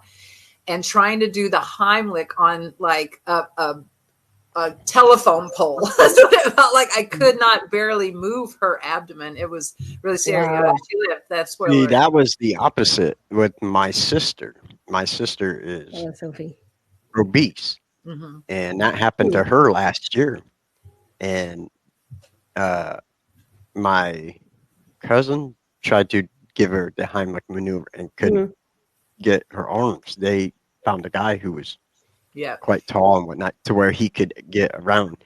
And so, well, that's lucky. You can always lay them on the ground and do it that way too. I did that actually. One of the students that I saved, she had a little Doritos bag or something, one of the snack pack things. Yeah. Right. He folded it up and put a hair tie around it, and for whatever reason was chewing on it and went and sucked it down her throat. And it was the weekend. This is a residential school. It's the weekend. And it's literally just me and her on the opposite side of this huge campus from the nurse. Oh my Lord. And I see she is turning blue and she just falls. My gosh. And I'm like, holy shit. I'm like, oh my God. And my actual first reaction was to call the nurses station right away. And you know what they said? She's probably faking it. So I couldn't even answer. Right. Okay, that's residential. So you wonder how kids die in residential settings. Anyway, so I hung up the phone. There was whatever. And so she was quite meaty. She was definitely obese or whatever. So she was already on the floor. So I rolled her over. And I had been trained to do this. But I started with pushing up as best I could on her diet, to the diaphragm. Doing the sweep thing. And it just came out just enough where I could grab that bit of bag or whatever, and she started breathing again, and I was like, Lord, someone call in a substitute. Mama's going home. I'm done. Whatever. And even after that happened, the nurses said she was probably faking it, and I was like, she was blue. If she could fake turning blue, and you could see her nose turned gray and her lips turned blue, I was like, no, she was dying right there in front of me, and I was having a bad weekend. It's scary. It happened to me a few nights ago, and I had this tiny chip, like French fries, and so I thought it was gone, and it was, and then oh no, and then I sat up, and this is my breathing. I'll take a breath now before I have to do it, and I was like, I couldn't freaking breathe, and in my mind was, this has happened before. Work it through. Don't panic, because I would have been off my crap. And so I'm kind of breathe, and I was like, "Ugh," and I said it will go down eventually in my mind, "Ugh," and I was kind of like, and then kind of went down, and then when it did go down, I still wasn't getting any air in. My children were upstairs, and the last thing I was thinking of my kids, and I'm like, please don't find me on the floor. Please don't find me on the floor. Oh, look at me taking a breath now. Oh my gosh. And it's happened before when I was eating, and I had the Heimlich done to me as well, where I had laughed so much I swallowed my toes. I was laughing and I inhaled, and then my friend had to go, and I'm looking at him, and I'm like, what? And I'm like, ooh, like I can't freaking breathe. I'm alone a lot here at home, and when I eat, I actually think about it, like don't choke. Yes. So I had a lot of weight on me at one point, and I was sitting in Temple, Texas, in the parking lot. I was driving a long distance to Temple, Texas, in the parking lot eating Taco Bell, and I started choking. And you wonder what people's last thoughts are. And I was like, what I was thinking was, you cannot be fat and die in a Taco Bell parking lot. This is not happening. This is not happening. I was like, I had sweat. Oh my God. I was like, never again. After I survived that, I was like, never again. Okay. I got one. I'll match the two of you with my story. Here we go. Buckle up. Buckle up. For those of you who do not know, I am an ex-correctional officer. I used to work at a prison in Miami. Yep. And Bunker Hill, Indiana, Miami Correctional Facility. And yeah, amazing, right? Yeah. So little known about me. So, and one night we have 2 tiers on each side. Mm-hmm. So you got side 1, side 2. So side 1 is 100s and 200s. We call 1, 2, and 3, 4. Okay. So I was on side 1 and 2 tiers, 100, 200s. Yeah. And I had peanut butter M&Ms. Okay. So every 15 minutes you had to do a walk on each side. Okay. So here I am upon walking up to the second range, handful of peanut butter M&Ms, put it in my mouth, just checking in on everybody. And I'm the only floor officer. Okay. In this housing unit, there's only 2 officers, a pod officer and a floor officer. I'm the only floor officer at the time. And the peanut butter M&Ms, because my dumbass had a handful, and decided to put it in my mouth, got lodged. Yes. And I'm up on the second tier. Oh, Okay. No. In my housing unit, no inmates came out at night because I worked in a special unit. So no inmates came out at night to do any kind of cleaning, laundry, blah, blah, blah. Mm-hmm. So all of a sudden they get lodged. I look up and my pod officer's asleep. Oh my God. So I turn around and I start going back down the steps. I knew there was a sink off to my left. And I'm starting to get tunnel vision, and I hurry up and I get to the sink and I turn it on and I take a handful of water and I just start splashing because I knew they're M&Ms. They melt in your mouth, not in your hand. Right. Oh, good. His last thought is the logo or the right. So, and I'm splashing this water just to try and get it lodged down, and finally they come down, and I'm like this. Yeah. And I look up, my pod officer is asleep. Oh gosh. And I feel something, and I look over, and there's this inmate standing at his window watching, and I'm like. So I get done and I go sit down. I'm like, oh my God. Like, my dumb ass almost died in a prison eating fucking peanut butter M&Ms. Yes. Like, how am I going to explain that? How's that going to get explained to my wife? What's that EVP going to be like? It's like, yeah, right? This is peanut butter. Yeah. And so I sat down and I'm like, man, I got to finish my range walk is what we called it. So started do it again just to check on inmates. And I got to the one guy's cell, and he's like, you okay? I'm like, yeah. He's like, Wilson, I was watching you die, and there was nothing I could do. He goes, I watched you start choking. He goes, I was watching you, and there was nothing I could do because They can't get out. He was locked. He was in the cell. So, and my Oh, plot terrible. officer was asleep. So, there's my choking story. Oh, I mean, Almost died eating peanut M&Ms with people everywhere, prison. but no one with could help. everybody. I That think you is- win. You win. Yeah. Oh, was it? Is that Joshua? That would. Here lies Scott, Obituary. died in prison while eating M&Ms. Yeah. As long as it would say, but was not an inmate. Yeah. Yeah. Working at the prison. Eminem won. The M&Ms one. That would be. Yep, that would be it. Right. So now every time there's M&Ms, I'm not allowed to have them. My right. my daughter yells at me, "You ain't eating those." I tell you, Okay. the series with the funny. This is Louise, and she said, "I took a panic attack once in my shower. Thought it was my heart. All I did was pray to Jesus that he could wait until I was at least." Dude, yes. Oh goodness. Yeah. You know what? That's true. Absolutely, he would have helped. That was the one thing as a correctional officer. There's two different kind of correctional officers. There's those who are respectful when they work and respect prisoners and whatnot, and those who have a God complex. And I'm not one to have a God complex. Mhm. These guys lived in this place 24/7, 24 hours a day, 7 days a week, 365 days a year. This is their house. I am a guest in their house. So for me to go in there and be rude and disrespectful is absolutely stupid because they have all the time in the world to figure out how they can get at you. You got And that hurt you. right. Yeah. I have a good friend of But mine. if you go in and show respect and treat them with respect, Yeah. it makes it a whole lot That's easier. it. Yeah. I have a good friend in Chicago, and he did a 20-year stretch. He only got out in December. And he would call me on the phone like every day, say maybe, odd hours because he can only ring at certain times. And he was, he was very respectful, and it just wasn't his place, wasn't his people, and so on and so on. But he got out in December gone. He's still in the halfway house and whatnot. But he's doing his thing, he's making his music and he's doing his thing. Good.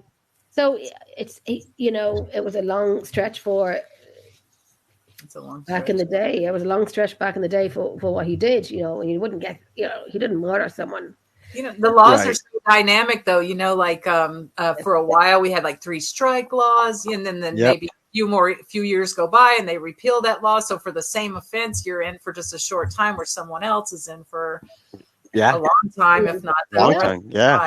Yeah, it's crazy. Like the laws it are is dynamic. Yeah. It's madness. Well, you were going to say something there. I don't know what it was about the whiskey. The whiskey. Oh, the whiskey. Oh, I was bringing it back to the whiskey. Yeah. I forgot what it was, but it's something about you were going to go and have some of that. We took it for the men in the museum. Yeah. Well, to offer them shots or something because like a dram or whatever, that sort of thing. I asked them, did they want to have a game of cards? The men in the kitchen of the museum. And I was saying, do you want to play a game of cards? And we were doing it live. And I find most of our lives, and it's only happening in this year, you're getting a lot of answers through your live. You don't hear it at the time when you watch. Yeah, but when you watch it back, and I'll send it on. I will send it on to you. But I'm asking, do you want a game of cards? I'm going to ask you one more time. Do you want to have a game of cards? And then you hear a man saying yes, so clearly, only on the and watching the live, we get a lot of voices coming through. So then we said, right, we brought the cards. I bought some whiskey, poured them a glass. So we put the whiskey back into the bottle. It's only small bottles, but we take it out round with us for offerings. We brought roses into the museum a few nights ago, and they were touched. We have the video. Louise is going to download it and get the right. Do the normal speed and then do it the faster speed that you can actually, because the normal speed is like it's a little bit, but you do see it move and the roses. So to speed it up, you'll see them moving. We are outside at this stage. We're outside. I will, Lauren. I'll look at that later on tonight. I will definitely look at that later on tonight. I hope it's the one that I think it is, Lauren. Because I seen one of the Typhoon and the truck is sitting there, and I don't know if that's the hotel in the back room, and all of a sudden you can see the hood to this truck take off. Yeah, it is. And I seen that during the week and I didn't know. Is it like a tornado action? The typhoon? It's I mean, is from a it- typhoon, yeah. And Okay. then you can see the truck just go pump, pump, pump, pump. I Just didn't know that was completely. your son, Lauren. Yeah, I seen it a few days ago, and I'm like, oh, I think Nick shared it. Nick Muley shared it, and I seen it. Yeah. I didn't know that was your son, Lauren. How is he doing? Is he all right? Oh my gosh, Oh my gosh. That yeah. is crazy. Well, I'm glad that Jenny, that's Robin. Robin Oh, was the yeah. person. Oh, Robin when did- you had the guy Robin, right? The Robin on your. I was watching you on the other show, That's nice. and Yeah. I was looking at my phone and watching the show at the same time, and somebody said Robin, blah blah blah, and I was like, what? And I thought, how can they see me? How can they see me? Just for that split second, I was like, oh shit, and then I was like, oh yeah, that's right. And then Robin on there. Yeah, another Robin now. He's another an Irish Bootley, which is boy. And I wanted to answer Oh, yeah. Lauren real quick earlier. She said something about knowing New York well. I live south of Saratoga Springs, so I'm in that area. So, Yeah, no wonder you give online tours of your investigations. I'm certainly happy about that. That's yes. from the museum. I like going live, and I love going live for people who love these locations, but in Ireland, but can't get to them. Yes. Not as, can, but it's not as easy. So I would people say, "Oh, I don't do live," blah blah blah. We do lives, and we forget to stop doing the lives, and then it's getting so good, Yep. we just take everyone with us. And we do, and it's in places in Ireland that not many can get to. And it's great Right. promoting fantastic Ireland and fantastic locations in Ireland as well. I'm So yes, fascinated. we do. There's Robin. It's Hey, quite Robin. entertaining at times. You guys get hilarious. You're hilarious. You do Yeah. serious things, right? And it's very Yeah. paranormally interesting. But then sometimes I'm just like, oh my God, look, they're tired and they're like going Yep. off, and it is hilarious. Well, last Saturday, a week ago, we had Slaney Paranormal in with us. Those boys got some, we call it chipper food. So it's chips and burgers. Okay. They never, it was the first time doing a location, and I love this team. They're very, very good friends of mine. The founder, Shawnee, is a good friend of mine. These boys were just letting everything just blow on the live, just farting. Oh my Farting. They never, and these weren't little gentlemen puff farts. These were monsters. And one of the guys, Eamon, kept playing one of them back on slow motion on the live. Like they were killing themselves laughing, absolutely killing themselves laughing. My catcher does that. If you, that is a warning to anyone who goes on any investigation or anywhere. You could just be going down the block to the convenience store with my catcher, and there will be farting. Yeah. Well, Okay. that's just part of it. That is part of yeah. Is it? Because Investigation, you I'll got to go part. way out into the middle of the field, like alone, like, I wonder if I should investigate out here. And sure enough, like before I can like relieve myself, someone's like, what are you doing? And I'm like, damn it, another 24 hours of not letting out my guests. Really? See? Everyone does it. Everyone do you does do it? Everybody does it. See, I- but I go through 25 when years I of- go on investigation. I go through this. Don't you do it. Don't you do it. I'm gonna do it. We're gonna fart right here. Don't you do this. Do not fart while everybody's around.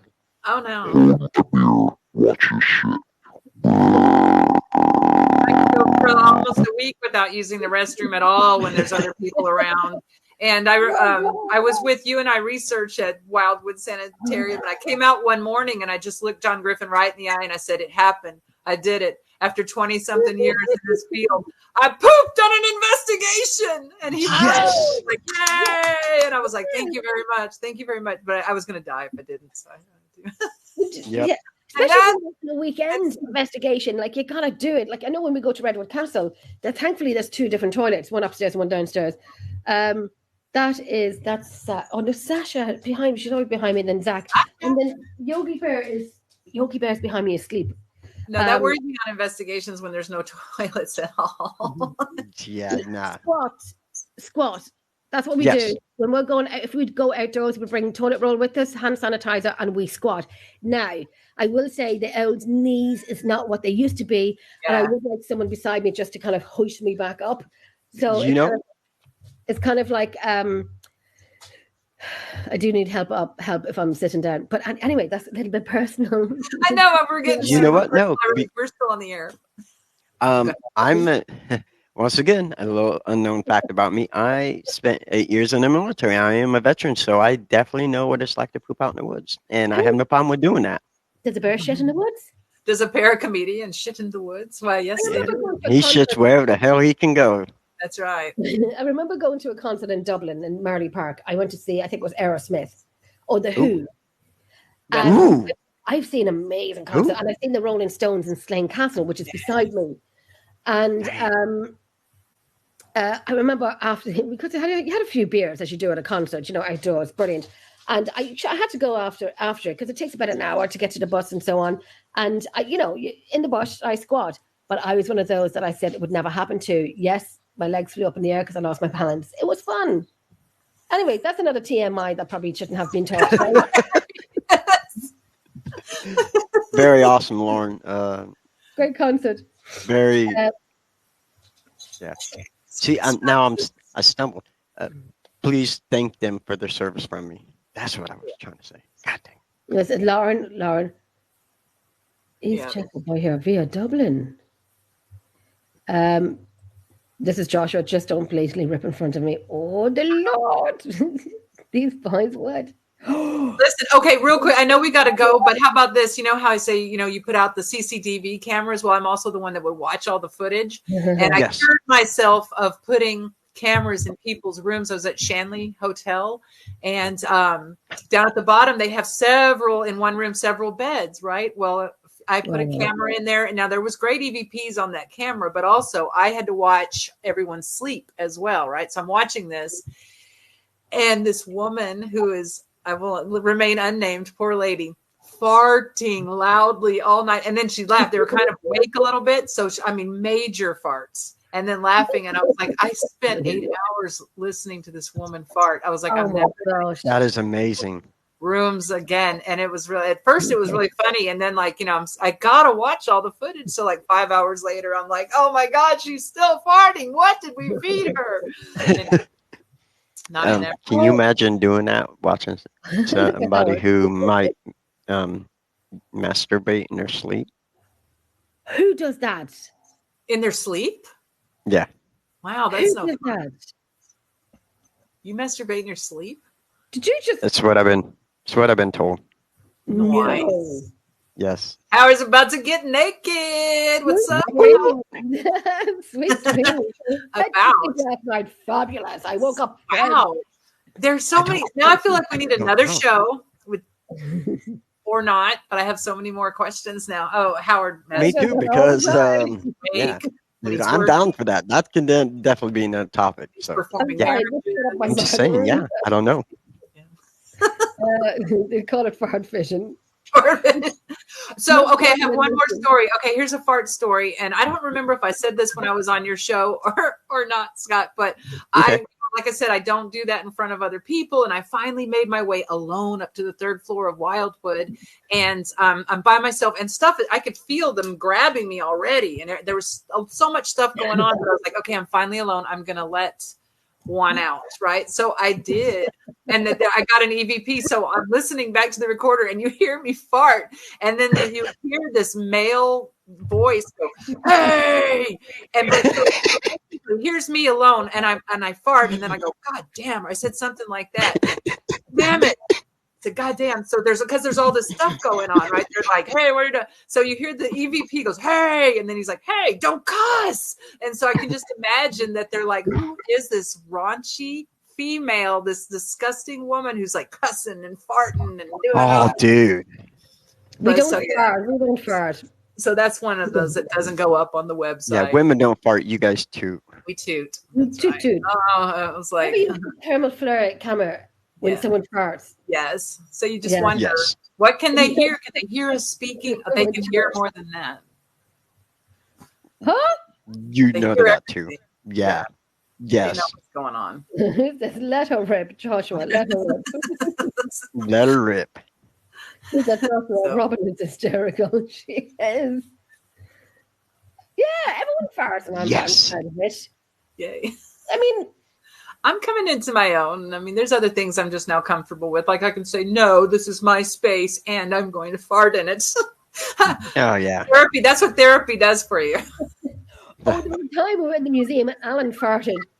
And I have one of my recorders running. And I was saying to the guys, because we were having food, and I was saying to the guys, I said, I got Alan farting, you know. Well, we listened back to the fart, and it was on, we had it on the speaker, and it sounded like, I don't know if I can find it somewhere, but it sounded like the Addams Family. No. Right. And then all of us, Aidan said it was, and Aidan and Niall said it sounded like the Addams Family. So then when we had it on loop, and all of us, dude, that is amazing. oh, Jesus. It was just brilliant. It was so funny. What's this now, Howard? A fart is just a way your butthole is telling you to get ready for something. Or it's just, Get ready for something special. or it's just talking shit. Just talking shit. Oh my goodness. Okay. Good morning. Trust me, I'm a specialist. He's what's Howard the Tootmeister no, extraordinary. not the demon. They used to call him the aquatic entity. Aquatic. Oh, right. And now he's like the water boy demonologist, I think is. My dog face is one of my favorite. I let one rip, and my dog sleep on my bed. So when I do, the dog like wakes up and leaves underneath the covers and gets on top of the covers. Like, Oh my God. you know what? So Luana and I were telling stories, I have that parrot. So like if I have the parrot on my hand and we walk towards the bathroom or by the bathroom, she goes, she starts making fart noises. Nice. Funny. She's Yeah. playing- Aquatic she's playing what she entity hears. demonologist. Yes. That's the one. A fart is just an arse talking back to you. Yep. An aquatic entity demonologist. That's how it is. That's what he is. And he's Formal. I like terrible. how we capitalized each other because it is I know. proper. Well, it's AED. AED. So unfortunately, we have to go. I don't want to. But we have to go. It was like, But I mean, the conversation's so juicy. Yeah. well, it And is. moist. It is. It's moist. Yeah. There's a scent to it. It's like, Yes, yes. farts are the worst. Yes, dog farts are the worst. My four dogs. Yes. There's one here behind me and they don't. But it was fun. It was really fun. It was serious. It was fun. It was amazing. Yeah, it was ladies. a lot of fun. You ladies are Oh, fun. amazing. We get too giddy. We get giddy. I look like I'm just totally red. Well, I think it's appropriate because Scott is the paracomedian, and so we had to put in some laughs and all that. It can't Oh, just gotta have laughs. And it's my first time being with two women. nice. Nice. See, I'll look like this, but when you wake up tomorrow morning, I'm gonna look like this. And you're That's gonna- all right. Oh, Jesus. See that? That's how I look. And this is just. That's what I'm just saying. There That's you why I go. wear a hat. Oh, you? No, your hair is fine. This is just my dog want me again. No. Oh, I think- bloody Howard. I'm working on it. He's still waiting for I his am no. Thank you so much. I'm so honored to be able to be on this show with the both of you. I mean, I'm delighted. I remember voicemailing a few weeks ago, and I said to Robin, Robin, Scott's coming on. Do you want to come on? And of course, Robin, yes, On my of way. course, because of the three of us knowing each other. How many years do we know each other? Yeah, yeah, several. and it's just been, Go ahead. just absolutely amazing. That, like I said, thank you both so much for having me. Oh, on. listen, the thanks is definitely ours. I knew it would be fun. I needed the fun. Yeah. I needed the seriousness, and I knew it would be good crack. Yes. Cod a tar and crack, as I we say. love What's crack. the crack? What's the crack? Yes. Martin? Cod a tar on crack. What's the crack? I'll teach you Irish. I'll teach you Gaelic. Joshua's taking the chihuahuas out. I want to say thank you to everyone. First and foremost, Is that what they call pooping where he's from? Taking the chihuahuas out? Taking the chihuahua out. Oh, sorry. Go ahead. Just no, I forget what I was going to say. Oh, look, a threesome. That's what I just said. I think I'm going to take the chihuahua out. And then I say, oh, look, a threesome. Want to make a foursome, Howard? Oh, Howard hasn't seen it yet. Hold on. Hey, Howard. Look, God. look, yeah, look. yes. You see that, Howard? Yeah, baby. Let's How see you the like? curve. Let's see the curve. Yeah. There it is. There it is. Dennis Twite. Lilly. Twite. It's quite white. Twite. Very tight. Oh, look, Howard's saying higher. Hi, There you go. Just a glimpse. He's going to do higher. That was funny. That was funny. Oh, that Very chicken quickly, Lauren. smells Yes, and dogs sniff their arse after they fart. Why? See if they feel it. See what they ate. What which one was it? Was it the doggy treat or was it the good. Right. But as my mother used to say, every dog smells their own hole. It's a saying. I need that on a t-shirt, man, so badly. Or maybe my next tattoo, they'll say, "What does that say?" And I'll say, "Well, it says every dog smells their own hole." Duh. Duh. What do you think it says? Duh. If somebody, And he's wearing the same PJ bottoms. Nice. if somebody farts here and they say, "Oh my God," and say if I farted and I say, "Oh my God, was that you?" Someone farted. And my mom used to say, "Every dog smells his own hole," whatever that meant. I don't know, Well, but I've got 4 of them, and they're not very kind. Do you really need to wear that? Just saying too much fabric in the way. well, you want to be just as disappointed as I am, huh? Aw. I'm gonna call Everybody got quite well. Hmm. Oh my Yeah. goodness.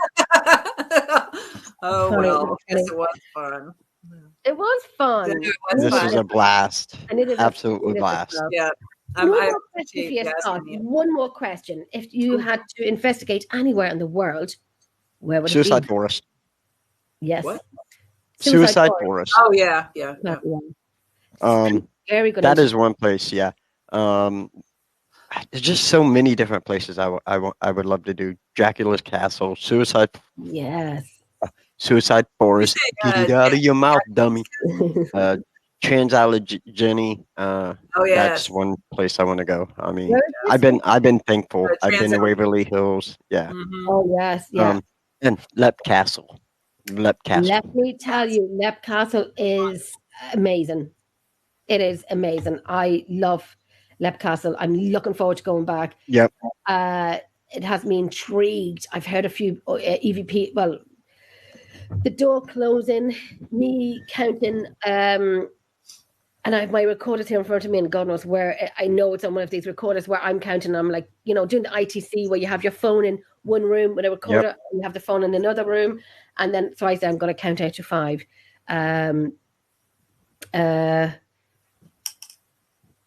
And you could tell me the missing number. So I said Right. 1, 2, 4, and you hear coming through the phone 5. It was the most clearest one I've ever had through the phone. I have it on my recorder, and I can't say much while we're on a live, but I'll tell you in the background. You will be able to watch it somewhere. You will be able to watch it somewhere, but I'll tell you later. But number one place for me to go, Yes, beaches of Normandy is where I want to. That's Oh, number wow. one. absolutely. That's number one on my. Yep. Yeah. I'm a huge World War II buff, so My mum beaches in went there, Normandy. yeah. My mum went over there, and Yep. I'd love to see that. Yeah, I'd love to see that. I'm not saying when I hung by Fiona sausage. That's right. I'm a grower, not a shower. My husband and son took the suicide clip in Saipan. Oh my. And you See. can. Lauren, do you have the video? Yeah. Could you send it on to me? Could you? If you can, great. If you can't, it's okay. But if you could, I'd love to see it. That is crazy. I'd love Now to that see that. gives me an idea. When the cliff part just gave me an idea of where to go outside of Waco, Texas. You know where my parents are. Now Yep. there is a cliff out there where people would go every year. They go to the boat races over the top of the rivers. People fall off every year because Dang. Oh my Sorry. God. they're not jumping, they're falling or something, or they think they're going to climb down, they get stuck and somehow. But yeah, I think that makes me think of that area. Anyway, that just I'd came. like to. But anyway. One of many locations. I'd like to see the catacombs in Paris, which I will be going to the one in London. So Absolutely. I'd love to go to my favorite number one spot. There's loads of them, but it would have to be the Vatican. The Vatican? Oh yeah, that would be. I will Yeah. have a lot of questions. That's I have right. a lot You Yep. go down to the basement where they keep the alien skeletons. Mm-hmm. Ooh, A lot of questions. yeah. Yeah. What about you, Robin? I don't know. Really. I just went blank. I totally went blank. I'm like, She's I like- don't know. I want to go to. Son of a bitch. Oh my Why god. go to Ireland? I do want to go to Ireland, but I also want to go to places a lot of people haven't been. We talk about you know what I'd like to do? It just occurred to me too. Go down to South America, go into some of the caves, maybe, you know, or go to anywhere where you know that there were indigenous people that lived in there. And I don't care if I can understand what they say or not, just to get any voice. The old, like we, you know, because we always get voices we think that they're more recent in the last few hundred years. I'd like to see if there was any way we could capture anything, even grunts or anything from thousands of years. It's because I know we've got to go or whatever, but the theory about, you know, how energy keeps spreading apart, like the universe right now is still spreading apart. Sometimes I wonder if it dissipate, or if that cohesive energy somehow dissipates, you know, or falls apart so much that they can't do anything like that. So it'd be cool to try to capture something like that. Just something off the top of my head. David, what's the crack with you? What's up? What's up, brother? David, how are you doing? I sound so bloody. Sometimes I can catch my accent and I sound so Irish. I know it sounds stupid because I am Irish, but you know what I'm saying? I'm an Irish person with an Irish accent. Sure to be sure. Because if I say, I'd say, sure to be sure. And then I'm like, Yeah, sometimes I catch my accent and I sound so American. I was speaking Danish. I was learning Danish, and I thought I was doing really well. And I spoke a couple of sentences, and the giggles that came out, and they were like, "Your American accent is just adorable." And I was like, "I have an accent." They were like, "Duh, yeah." That's what they sound like in Denmark. They go, "Yeah." So, Yo. Dude, David, I'm just getting older. Just getting True older. that. Yeah, come over to Ireland. Come over to Ireland. Party in Jenny's house. Shit, yeah. I bet. And I know my daughter's Irish Scottish as well. Yeah, and my other daughter's Irish Mauritian. We're all like fabulous. Yeah, I'm Irish Scottish. Like that's my half. I like one grandmother and grandfather. They're like one's Irish, one's Scottish, and then on the other side, flip it, and the grandfather is, you know, Irish, and the mom. So it's it's really weird. Anyway, It's a fabulous mixture. One last one before we go, because I know we have to go, because I'll probably be mail me and say, Jennifer, we had a White Castle Rock beach on Thursday. Now Louise is up from the north of Ireland, and we went to watch the sunset, and we lit a fire, every one of us. When it turned to dawn, we heard whispering behind us and felt another presence. Though bats were flying out of the rocks, but we definitely kept hearing them whispers behind us and all around us. It was so freaky. Oh, Louise, are we going camping? She's from the north, you said? Is that appropriate to say, hey, you mucker? Yes. Yes, it is. Oh, my dog just fell. Yes, it is. What about you, wee mucker? Hey, you wee Yes, mucker. I know.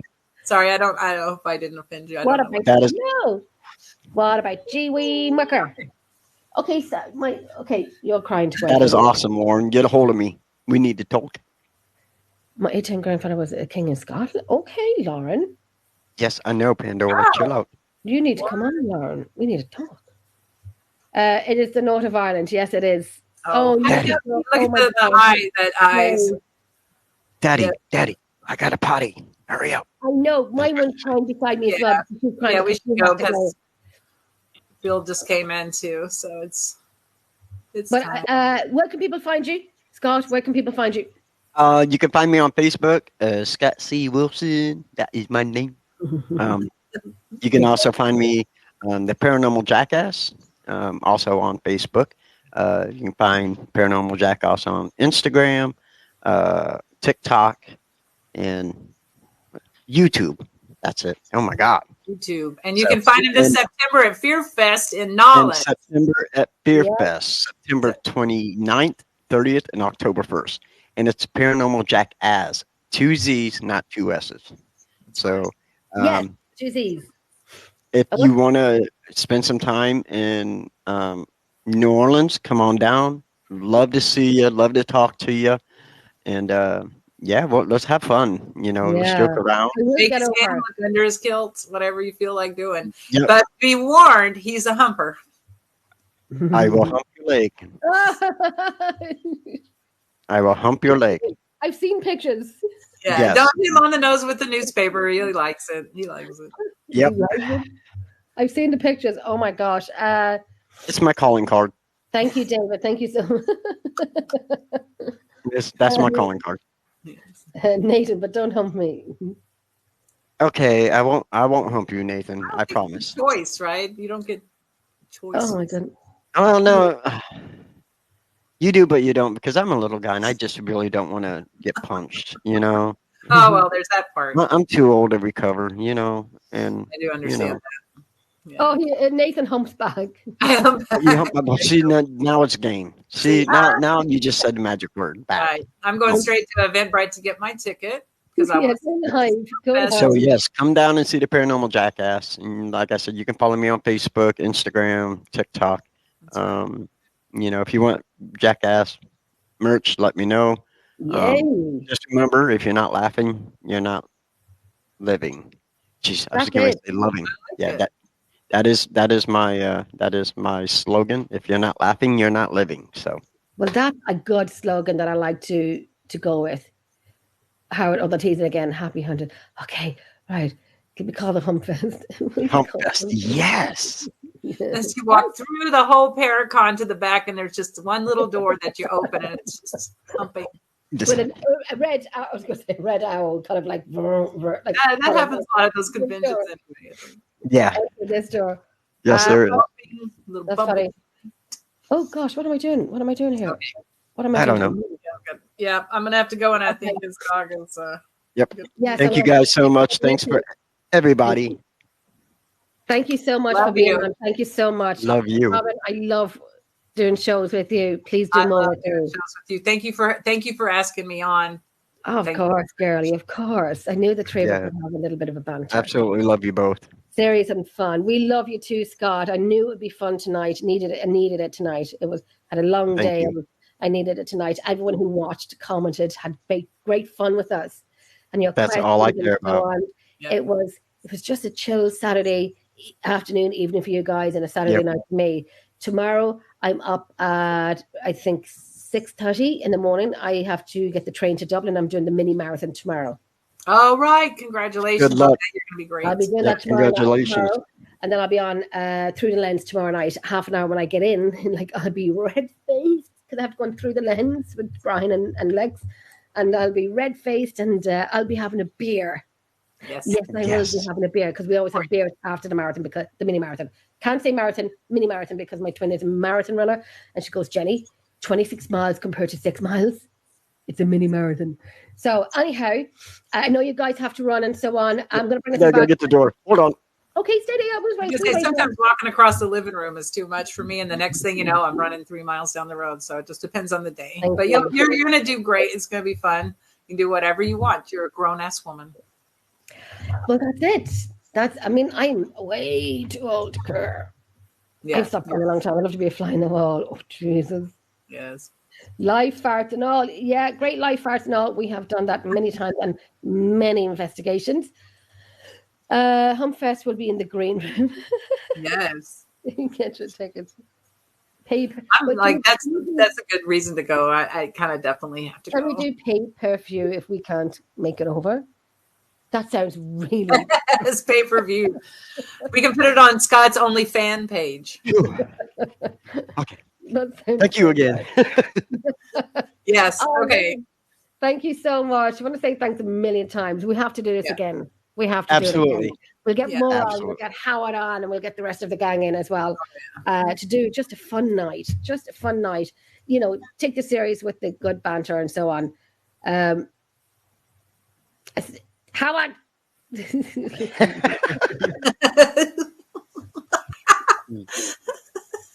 I It's a thought joke. it's funny that I want to stay, but I know we have to go.